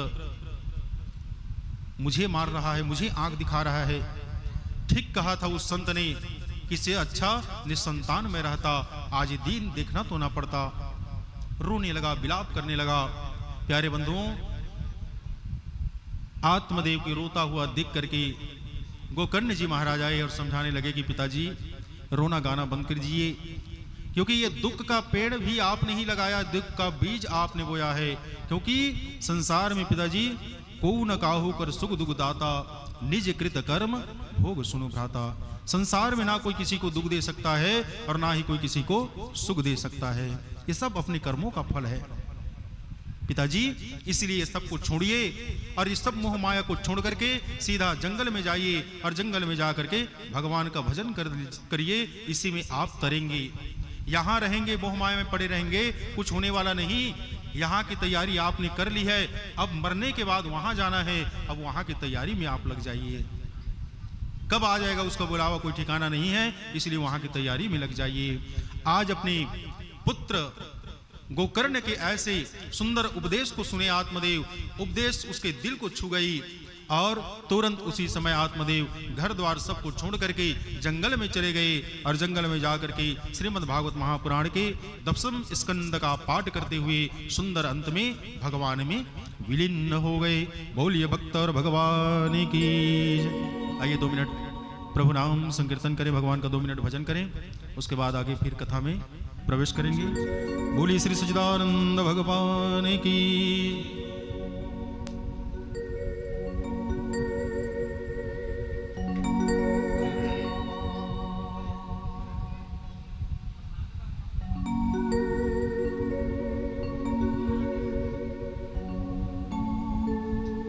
हल हल हल हल हल हल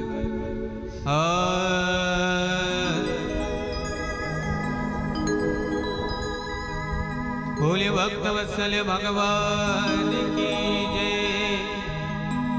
जय जय श्री राधे। आएंगे बिहारी, चले आएंगे बिहारी। आइए मीठे मीठे ताली की सेवा करते हुए।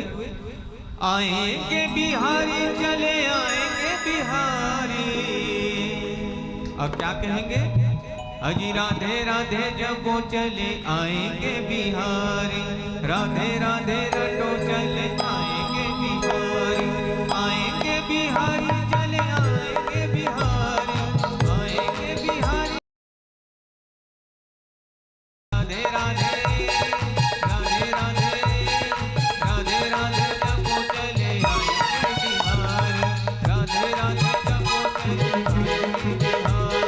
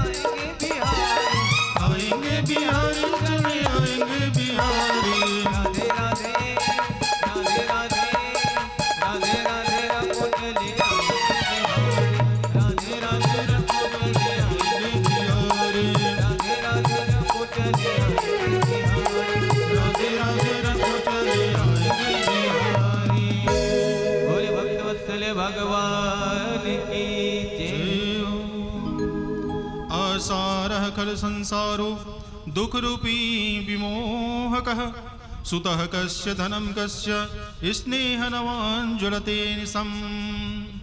प्यारे बंधुओं, आज सुंदर आत्मदेव अपने पुत्र गोकर्ण के आदेश अनुसार उनके दिए हुए ज्ञान को धारण करके जंगल में गए और भागवत के 10वें स्कंद का पाठ करते हुए, मनन करते हुए, श्लोकों का गान करते हुए अंत में भगवान में लीन हो गए।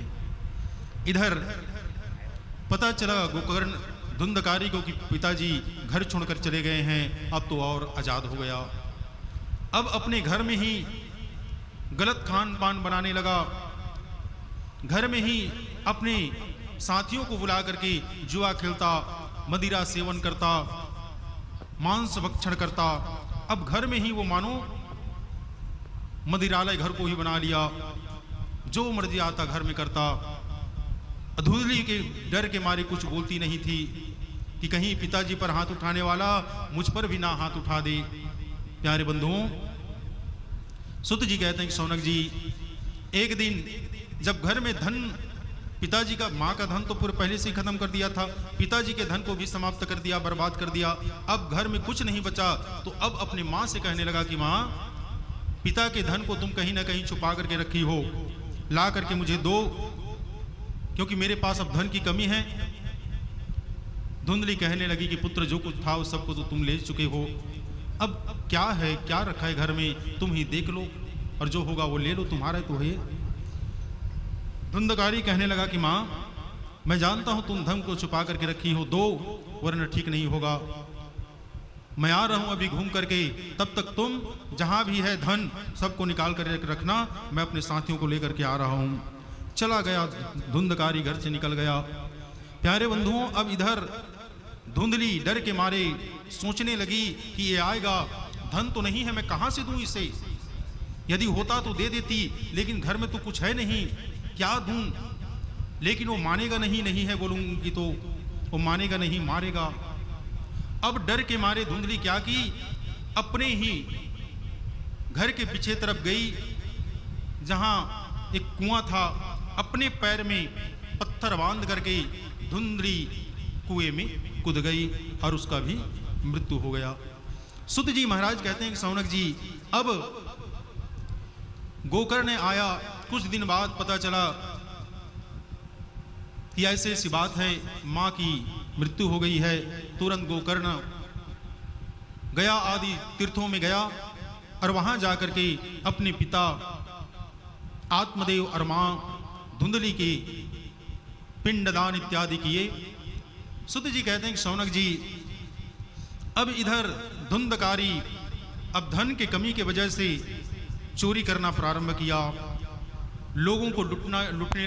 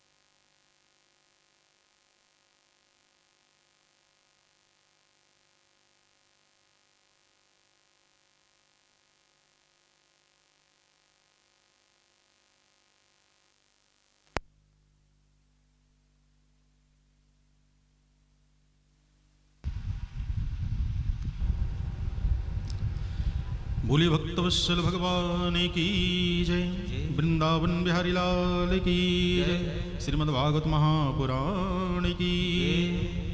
चोरः सर्वजना द्वेषी परमेशं प्रदीपकः लालनयार्थकान् धृत्वा सगः कूपे निपातयत्। हिंसकः शस्त्रधारी च दीनाधानं प्रवीडकः चंडाल अभिरतो नित्यं पाशहस्तेश्च संगतः। अब वो रास्ते में चलने वालों को लूटने लगा, हमेशा हाथ में शस्त्र लेकर के रात्रि में निकलता और जो भी लोग मिल जाते मार काट करके उसके धन को छीन लेता था। ऐसे अपने जीवन को चलाने लगा। प्यारे बंधुओं, अय्यासी में वो इतना मग्न हो गया कि अपने घर में गणिकाओं को, वैश्यावृत्ति करने वाले गणिकाओं को लेकर के अपने घर में 5 गणिका को ले आया और उन्हीं के साथ अपना जीवन बर्बाद करने लगा।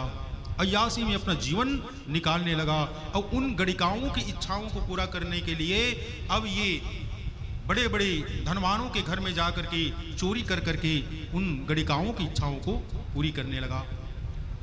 एक दिन गणिकाएं, ये जो धुंधकारी है, बहुत सारा धन कहीं से चोरी करके लाया। गणिकाएं देख करके विचार करने लगी कि एक न एक दिन रोज चोरी करने जाता है ये, कभी न कभी तो ये पकड़ाएगा, क्योंकि यदि 99 दिन चोर का है तो कम से कम एक दिन तो 100 का भी होगा, और जिस दिन ये पकड़ा गया तो इसके साथ हमें भी जेल की चक्की पीसनी पड़ेगी। तो क्या करें, बहुत सारा धन लाया है, आज रात में इसके टपका देते हैं, मार देते हैं और सब धन लेकर के भाग जाते हैं। प्यारे बंधुओं, अब ये गणिकाएं उस धुंधकारी को इतना शराब पिलाया, इतना पिलाया, पीते वो बेहोश होकर के जमीन पर गिर पड़ा। और जैसे ही गिरा प्यारे बंधुओं, तो ये गणिकाएं क्या की, जलते हुए आग को ला करके उसके मुंह में डाल दी और मुंह में डाल करके 5 गणिकाएं उसके गले को दबा करके उसको मार दी और मार करके वहीं पर गड्ढा कोड़ करके उसके शरीर को वहीं पर डाल दिए। और डाल करके गणिकाएं जितना भी जो धन जो चोरी करके लाया था उस सब को लेकर के वो रफू चक्कर हो गई। प्यारे बंधुओं, अब ये मर तो गया, लेकिन ये महापापी था, महादुष्ट था, इसलिए मरने के बाद ये प्रेत योनि में चला गया और प्रेत बन करके ये भटकने लगा। उधर जब गोकर्ण को बात पता चली कि धुंधकारी भी मृत्यु को प्राप्त हो गया है, प्यारे बंधुओं, गोकर्ण ने भी उसका भी श्राद्ध किया, तर्पण इत्यादि किया गया में जाकर के। और इसी बीच एक दिन गोकर्ण जी महाराज तीर्थाटन करते अपने उसी गांव में पहुंचे। वहां जब पहुंचे तो रात्रि का समय हो गया था। अपने घर में गए और घर में सोचे कि अभी अंदर नहीं जाऊंगा, सब साफ सफाई कल सुबह करके जाऊंगा। ऐसे विचार करके वहीं पर एक पेड़ था, पेड़ के नीचे में आसन जमा करके और रात्रि में वहीं पर गोकर्ण जी महाराज सो गए। जैसे ही सोए उसी समय गोकर्ण जी महाराज को अनेक प्रकार के रात्रि में आवाज सुनाई देने लगी। कभी किसी का रोने का, कभी किसी के चिल्लाने का, कभी लगता कि कोई मेरे पास से गुजर रहा है, कभी लगता कोई मेरे पीछे से आया है। ऐसे अनेक प्रकार के गोकर्ण जी महाराज को दिखलाई पड़ने लगा, सुनाई देने लगा। प्यारे बंधुओं, गोकर्ण जी महाराज वो तो संत थे, ज्ञानी थे। आवाज दिए कि भाई तुम कौन हो और क्यों मुझे डराने की चेष्टा कर रहे हो? जो कोई भी हो सामने आओ और सामने आकर के बात करो, क्यों मुझे डराने का प्रयत्न कर रहे हो? फिर भी वो आवाज, वो दृश्य बार बार वही दिखलाई देने लगे गोकर्ण को। गोकर्ण जी महाराज अपने कमंडल से जल निकाले और जल को अभिमंत्रित करके जैसे ही जिस दिशा से आवाज सुनाई दे रही थी, जिधर महसूस हो रहा था कि कोई है, उसी दिशा में जैसे ही जल को फेंका, जल को फेंकते ही आवाज सुनाई देने लगा। वही प्रेत, धुंधकारी का जो प्रेत आत्मा था, वही कहने लगा, अहम भ्राता तौ दिवो अस्मीन धुंधकारिति नामतः स्वकीयेन नवदोषेण ब्रह्महत्येन नासित मया। भैया, हे भाई, मैं तुम्हारा बड़ा भाई धुंधकारी हूँ। भैया, मुझे गणिकाओं ने मार दिया है और मैं बहुत बड़ा पापी था, आप तो जानते ही हैं। इसीलिए भैया, मृत्यु के बाद मुझे ये प्रेत की योनि मिली है, इसमें मैं बहुत तड़प रहा हूं, भैया मुझे यहां से मुक्ति दिलाओ। गोकर्ण जी ने कहा कि अरे धुंधकारी, मैंने तो तुम्हारे लिए गया में जाकर के श्राद्ध पिंडदान इत्यादि किया है। बोले भैया मैं इतना बड़ा पापी हूं, मुझे तो ब्रह्म हत्या का दोष लगा है, इसीलिए भाई ये छोटे मोटे चीज मुझे इस पाप से मुक्ति नहीं दिला सकते। कुछ भी करो भैया, मुझे इस तन से मुक्ति दिलाओ, इस प्रेत योनि में मुझे बहुत कष्ट हो रहा है, न खाने को कुछ मिल रहा है, न पीने को कुछ मिल रहा है, कुछ नहीं भैया, कुछ तो करो मेरे लिए। गोकर्ण जी ने कहा कि ठीक है धुंधकारी, अभी तो रात्रि तब तक के लिए तुम इस वृक्ष में वास करो। अब रात्रि समाप्त हुई, सुबह होते ही जैसे ही लोगों ने सुना कि गोकर्ण जी महाराज तीर्थाटन करके बहुत दिन बाद लौटे हैं, सब गोकर्ण जी के दर्शन करने के लिए आने लगे। गोकर्ण जी सबसे मिले और सबसे यही प्रश्न किए कि क्या करना चाहिए जिससे मेरा भाई जो प्रेत योनि में पड़ा हुआ है उसकी मुक्ति हो सके। सब ने कहा कि यही बहुत बड़ा पापी है, उसकी मुक्ति पाने का तो कोई साधन लगता नहीं है। तब उस समय गोकर्ण जी ने सूर्य को रोक करके, क्योंकि सूर्य देवता के बहुत बड़े भक्त थे, उपासक थे, सूर्य नारायण भगवान का स्मरण किए और बोले कि हे सूर्य नारायण भगवान, आप ही कुछ उपाय बताइए जिसको करने से मेरे भाई का प्रेत तन छूट जाए। तब सूर्य नारायण जी ने गोकर्ण जी को श्रीमद् भागवत महापुराण की कथा श्रवण करने के लिए कहा। अगले ही दिन शुभ मुहूर्त देख करके गोकर्ण जी महाराज श्रीमद् भागवत की कथा प्रारंभ किए। वहां सुंदर दिव्य आसन बनाए, दिव्य आसन में स्वयं सुखदेव स्वरूप गोकर्ण जी महाराज विराजित हुए। समस्त गांव वाले श्रोता बन करके कथा सुनने के लिए वहां पर उपस्थित हुए। अब वो जो धुंधकारी था वो तो हवा के रूप में है, एक जगह स्थायी नहीं रह सकता, इधर उधर इधर उधर। तब उस हवा रूपी प्रेत तन को प्राप्त किया हुआ वह धुंधकारी एक बांस के अंदर जाकर के घुस गया। 7 गांठ वाला जो बांस था उसी के अंदर में सूक्ष्म हवा के रूप में जाकर के वहीं बैठ गया। कथा शुरू हुई। प्रथम दिन की कथा जैसे ही विश्राम हुई, एक बांस का एक गांठ जोर से फूटा भ्रांग से। दूसरी दिन की कथा दूसरा गांठ, तीसरी दिन की कथा तीसरे, चौथे दिन की कथा में चौथा। ऐसे करते करते 7 दिन जैसे ही पूर्ण हुआ, 7वें दिन में उस बांस के 7वां ग्रंथि भी टूट गई और वहां से एक दिव्य पुरुष चतुर्भुजी रूप में प्रकट हो गया। प्यारे बंधुओं, आज जैसे ही गोकर्ण ने देखा कि अरे चतुर्भुजी देवता स्वरूप कौन है, तब उस पुरुष ने कहा, जो चतुर्भुजी रूप में देव रूप में जो प्रकट हुआ था, बोले भैया मैं ही आपका भाई धुंधकारी हूँ जो प्रेत तन को प्राप्त किया था।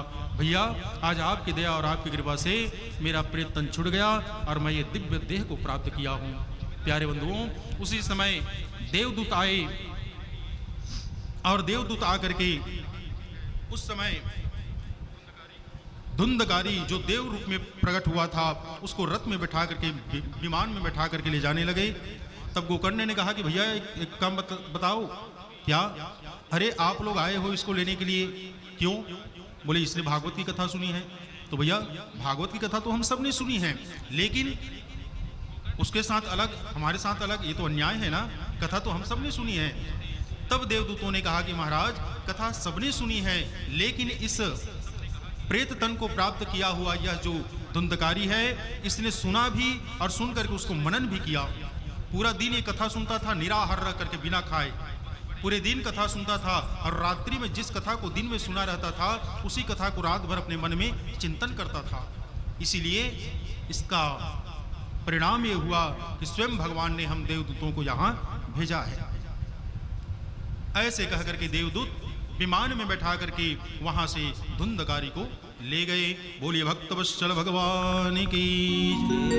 प्यारे बंधुओं, इधर गोकर्ण जी महाराज उसी दिन, आज यज्ञ पूर्ण हुआ था और उसी दिन दूसरा यज्ञ फिर से शुरू कर दिया। तदग्रामे ये स्थिता जीवा आश चांडाल जातयः विमानो स्थित प्रतांते गोकर्ण कृपया तदा। प्यारे बंधुओं, अगली बार जब कथा हुई समस्त नगरवासी सब आए और सब सुंदर विधि विधान के साथ 7 दिन तक भगवान की कथा सुनाए, कथा का चिंतन मनन किए। और जब 7वां दिन पूर्ण हुआ तब इस बार भगवान स्वयं विमान लेकर के आए और जितने भी उस गांव के नगरवासी थे, चींटी से लेकर के माछी तक, जीव जंतु सब उस दिव्य विमान में बैठे और दिव्य विमान में बैठ करके भगवान के दिव्य लोक को प्राप्त किए। बोलिए भक्तवत्सल भगवान की जय, भक्त और भगवान की जय। प्यारे बंधुओं, सनत कुमार जी नारद जी को कहते हैं कि नारद जी, तो आपने प्रमाण मांगा था कि पापी से पापी व्यक्ति भी कैसे तरते हैं, मरे हुए व्यक्ति का उद्धार कैसे में हो जाता है। तो ये देखो, ये सब कथा है। इस कथा को जो व्यक्ति मृत्यु को प्राप्त होकर के यदि प्रेत योनि में भी चला गया हो, यदि उसके निमित्त में कथा सुन ली जाए तो चाहे कहीं पर भी हो उसका जीवात्मा सीधे वो वहां से आजाद होकर के सीधे भगवान के धाम में जाकर के वास करते हैं। भगवान की कथा सुनने वाले व्यक्ति को भगवान के लोक में जाने से कोई रोक नहीं सकता, चाहे वो कुछ भी करे, कहीं भी रहे, भगवान की कथा सुन करके सीधा वो भगवान के धाम को ही प्राप्त करते हैं। यहाँ पर सनत कुमारों ने नारद जी को कथा श्रवण करने की विधि बतलाई। सनत कुमारों ने कहा कि देखो नारद जी, वैसे खास करके श्रीमद् भागवत महापुराण की कथा को विशेष समय में, वैसे तो भगवान की कथा के लिए कोई विशेष समय नहीं है, जिस दिन भगवान की कथा होती है वह दिन वो समय सब विशेष हो जाते हैं। लेकिन फिर भी कलियुग को देखते हुए इस कथा को जहां तक हो सके इसका 4 माह मेन बताया गया है। वैसे कोई भी माह में आप कर सकते हैं, परंतु 4 महीना इसका विशेष बताया गया है। आषाढ़, सावन, भादो और कुंवार, ये 4 महीना में भागवत की कथा को सुनना चाहिए। यदि पुरुषोत्तम मास में यदि भागवत की कथा को सुना जाए तो और बहुत अच्छी बात है। और यदि किसी प्रकार के वार्षिक श्राद्ध हो या किसी विशेष महत्वपूर्ण यदि कोई उसे कार्य आ गया हो तो ब्राह्मण से सुंदर लग्न निकलवा करके शुभ लग्न में भागवत की कथा को करनी चाहिए। कथा को ऐसे स्थान पर करें जहां पर किसी को बैठने में असुविधा ना हो। कोई भी व्यक्ति यदि आ जा रहा है कथा सुनने के लिए और यदि वो स्थान उसके लिए नहीं है बैठने का, और यदि वो व्यक्ति वहां से बिना कथा सुने यदि वापस चला जाता है तो इसका दोष कथा कराने वाले को लगता है। इसीलिए ऐसे जगह व्यवस्थित करें जहां कोई भी आ जाए, कितनों भी व्यक्ति आ जाए, किसी को बैठने में असुविधा ना हो, ऐसे जगह का चयन करें।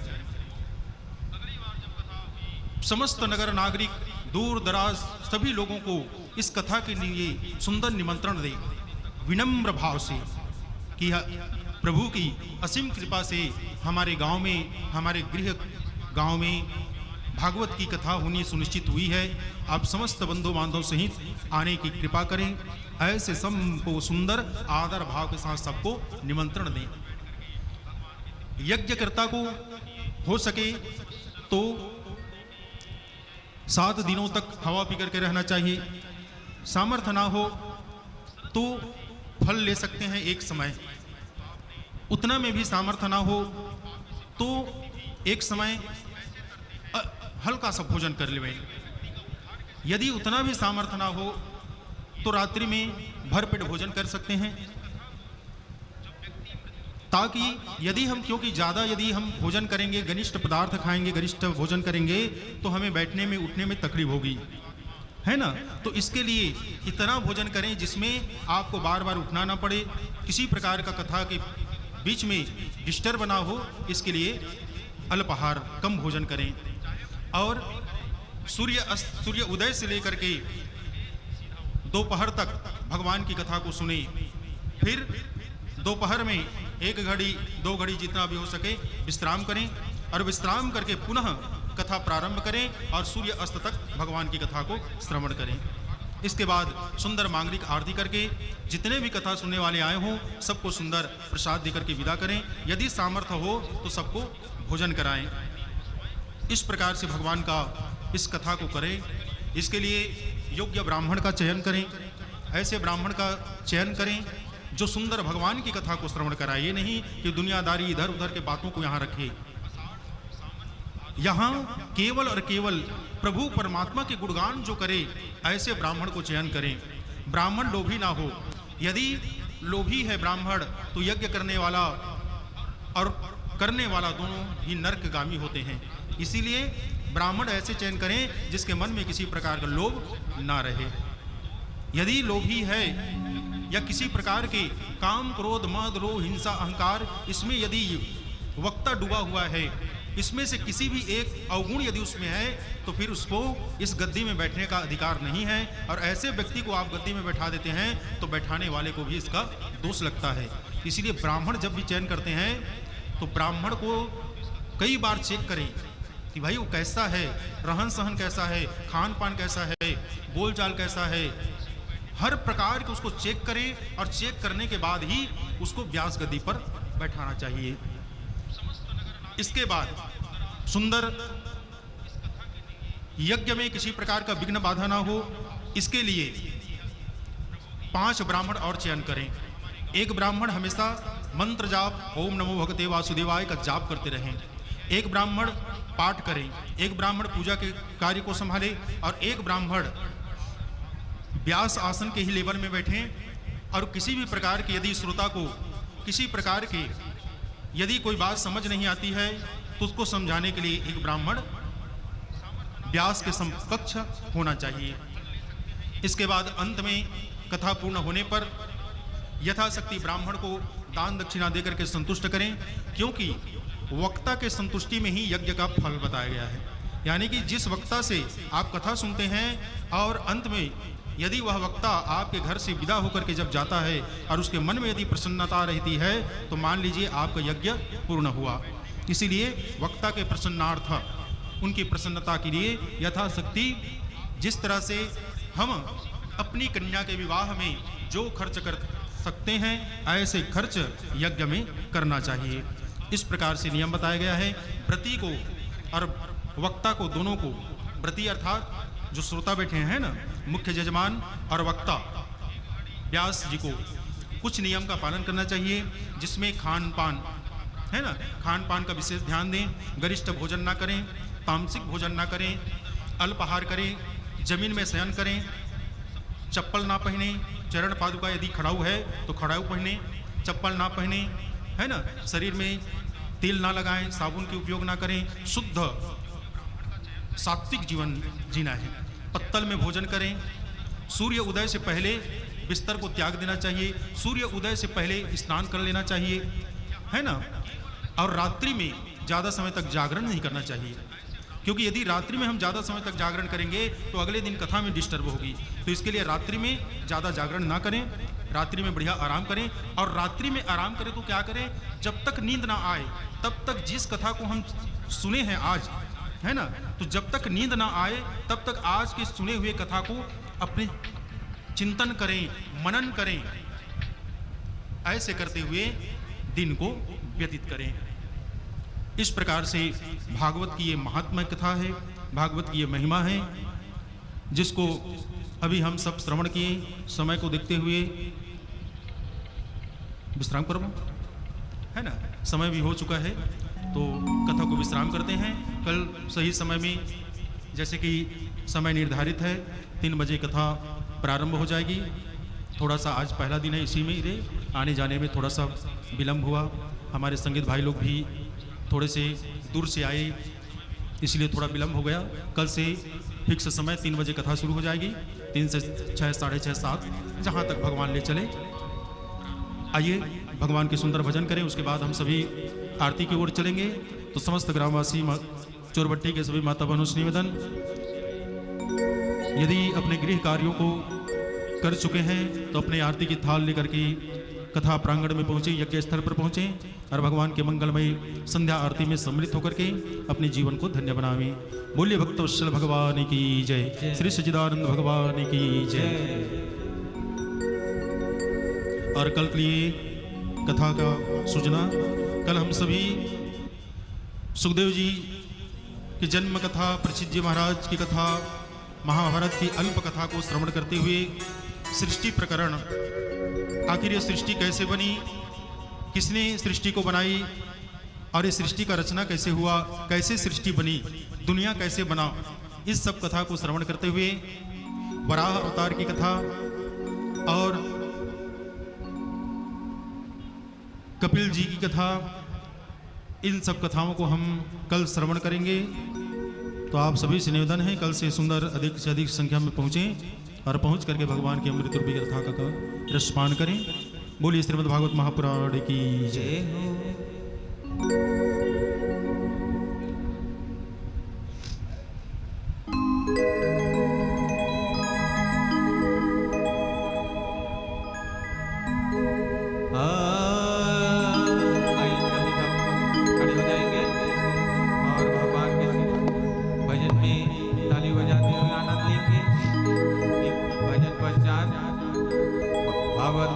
मंगलमय आरती के लिए समस्त ग्रामवासी भागवत मंच में आने के कष्ट करेंगे। हो जुबा पे राधा राधा राधा नाम हो जाए, जुबा पे राधा राधा राधा नाम हो जाए, किशोरी कुछ ऐसा इंतजाम हो जाए। आइए बात जोरदार जयकारा लगाएंगे, बोले जय जय श्री राधे श्री राधे। किशोरी कुछ ऐसा इंतजाम हो जाए, किशोरी कुछ ऐसा इंतजाम हो जाए। ओ जुबा पे राधा राधा राधा नाम हो जाए, जुबा पे राधा राधा राधा नाम हो जाए, किशोरी कुछ ऐसा इंतजाम हो जाए, किशोरी कुछ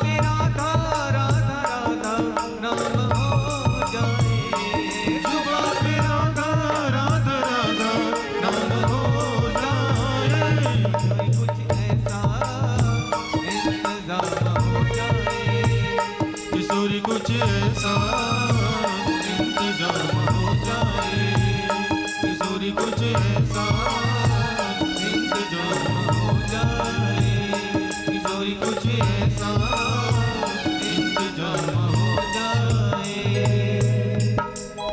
भोले बाके बिहारी लाल की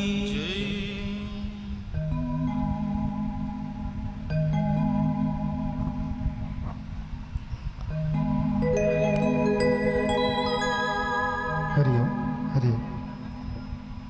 मंगलम भगवान विष्णु मंगलम गरुड़ध्वज मंगलम पुंडरीकाक्ष मंगलाय तनोहरि मंगलम भगवान शंभो मंगलम सध्वज मंगलम पार्वतीनाथो मंगलाय तनो शिव चंद्रमा मनसूरजा दक्षो श्रियोजायतः श्रोत्राद्वावस्य प्राणस्य मुखादग्निरजायतः दीपज्योतिरपरं ब्रह्म दीपज्योतिर्जनार्दनं दीपज्योति हरित पाप श्रीहरिज्योति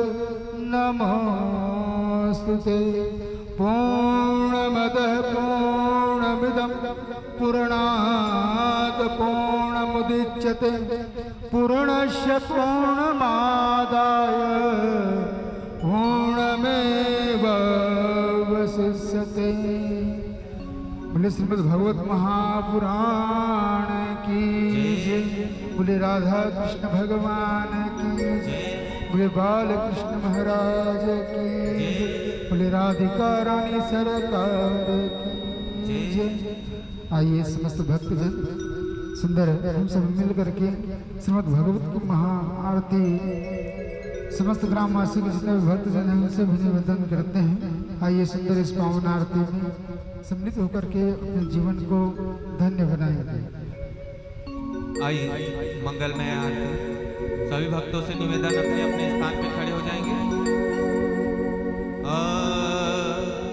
श्री भागवत भगवान की है आरती, पापियों को पाप से है तारती। श्री भागवत भगवान की है आरती, पापियों को पाप से है तारती। पापियों को पाप से, पापियों को पाप से, पाप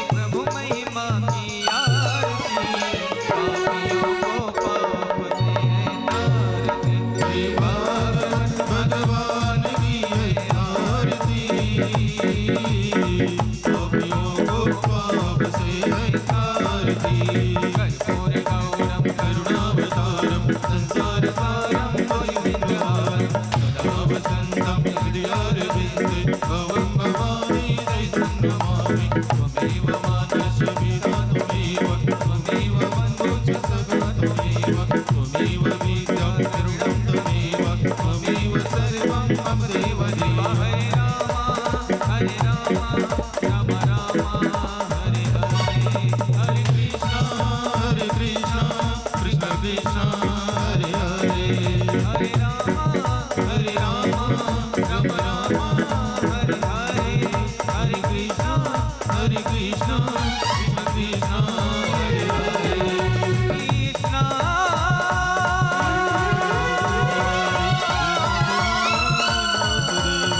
कृष्ण हरे हरे मुरारी हे नाथ नारायण वासुदेव श्री कृष्ण गोविंद हरे मुरारी हे नाथ नारायण वासुदेव श्री कृष्ण गोविंद हरे मुरारी हे नाथ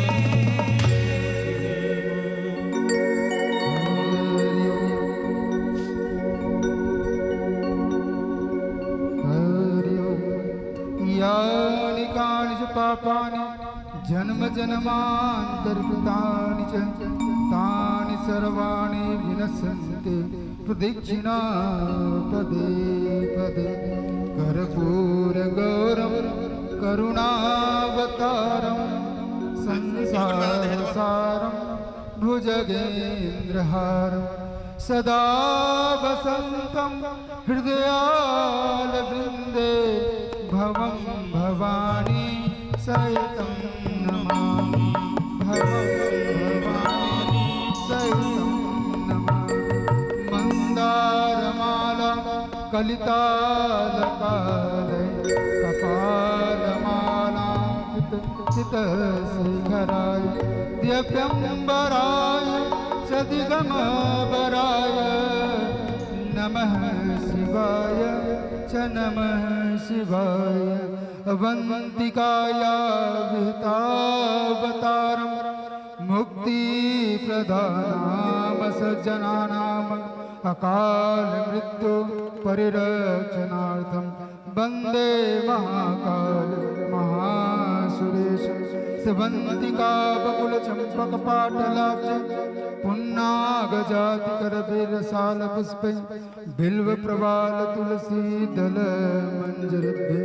त्वां पूजयामि जगदीश्वर मे प्रसीद गङ्गातरङ्गरमणीयजटाकलापं गौरी निरन्तर विमुसित वामभाग नारायण प्रियपदङ्गमदापहार वाराणसी पुरपति भज विश्वनाथं हरि ओम यज्ञेन यज्ञमय जयन्ति देवस्थान धर्माणि प्रथमानि सन्नतिनाकं महिमानि सुगन्धत्र प्रसादाय शान्तिदेव पापं पापकर्मा पापात्मा पापसम्भव त्राहि मां पुण्डरीकाक्ष सर्वपापहरो मन्त्रहीनं क्रियाहीनं भक्तिहीनं जनार्दन यद्पूजितं सर्वज्ञानं परिपूर्णं तदस्तु ते मंत्रपुष्पांजलि समर्पयामि। बोली वृंदावन बिहारी लाल की जय हो, भगवत महापुराण की जय हो, आवाहित देवी देवताओं की जय हो, नारायण भगवान की जय हो, जय हो, सत्य सनातन धर्म की जय हो, धर्म की जय हो, अधर्म का नाश हो, धर्म का प्राणियों में सद्भावना हो, प्राणियों में सद्भावना हो, विश्व का कल्याण हो, विश्व का कल्याण हो, गौ माता की रक्षा हो, गौ माता की रक्षा हो, गौ हत्या बंद हो, पाप नाशनी गंगा मैया की जय हो, नमः पार्वती पते हर हर महादेव शंभो। जय जय श्री राधे जय श्री सीताराम। हाँ, विशेष सूचना है ग्रामवासी के माता मल्लभ भैया हो, सब आपन जय करे भगवान। आरती सजा करके भागवत भगवान के आरती कराओ। विशेष निवेदन आप सब मान आरती करे बर माता समाज द सब ल मोर निवेदन है आज प्रथम दिवस के शुभ आरंभ में भागवत की कथा आपन सुने हो, आरती करो और आरती के साथ साथ आपन के जीवन धन्य मनाओ। बोल बाके बिहारी लाल की जय हो।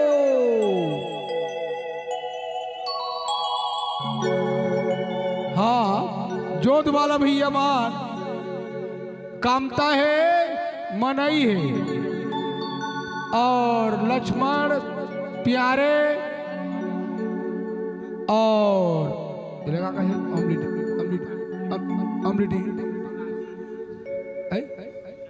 सुखचंद है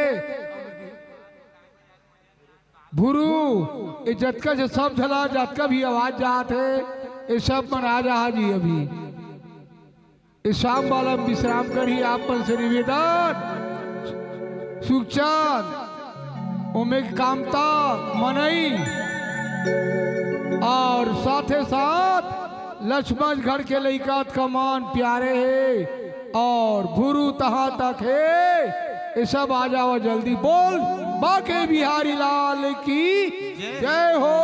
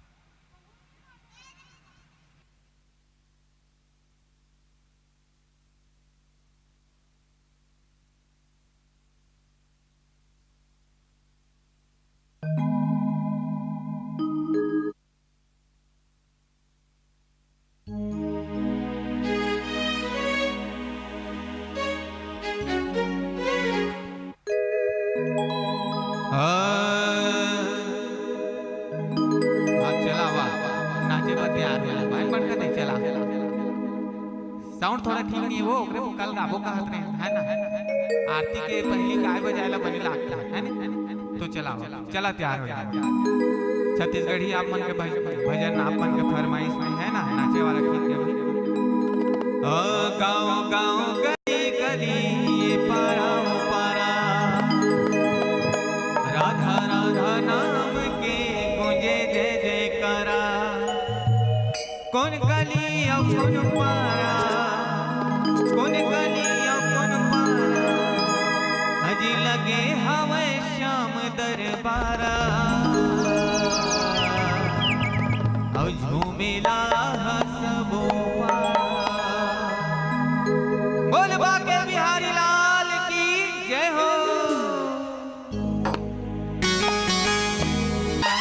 कौन गली और कौन पारा कौन गली और कौन पारा लगे हवे श्याम दरबारा।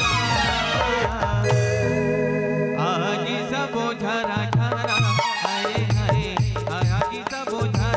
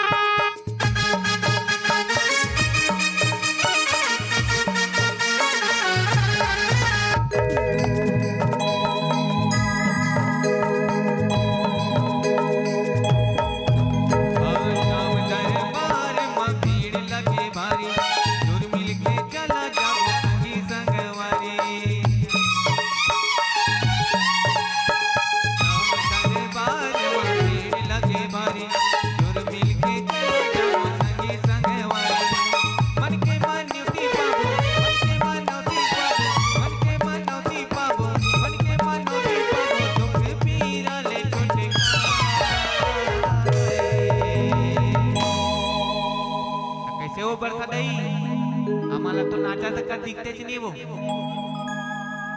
अब कुछ गाना चलाबो का आई भांगड़ा चलाबो भांगड़ा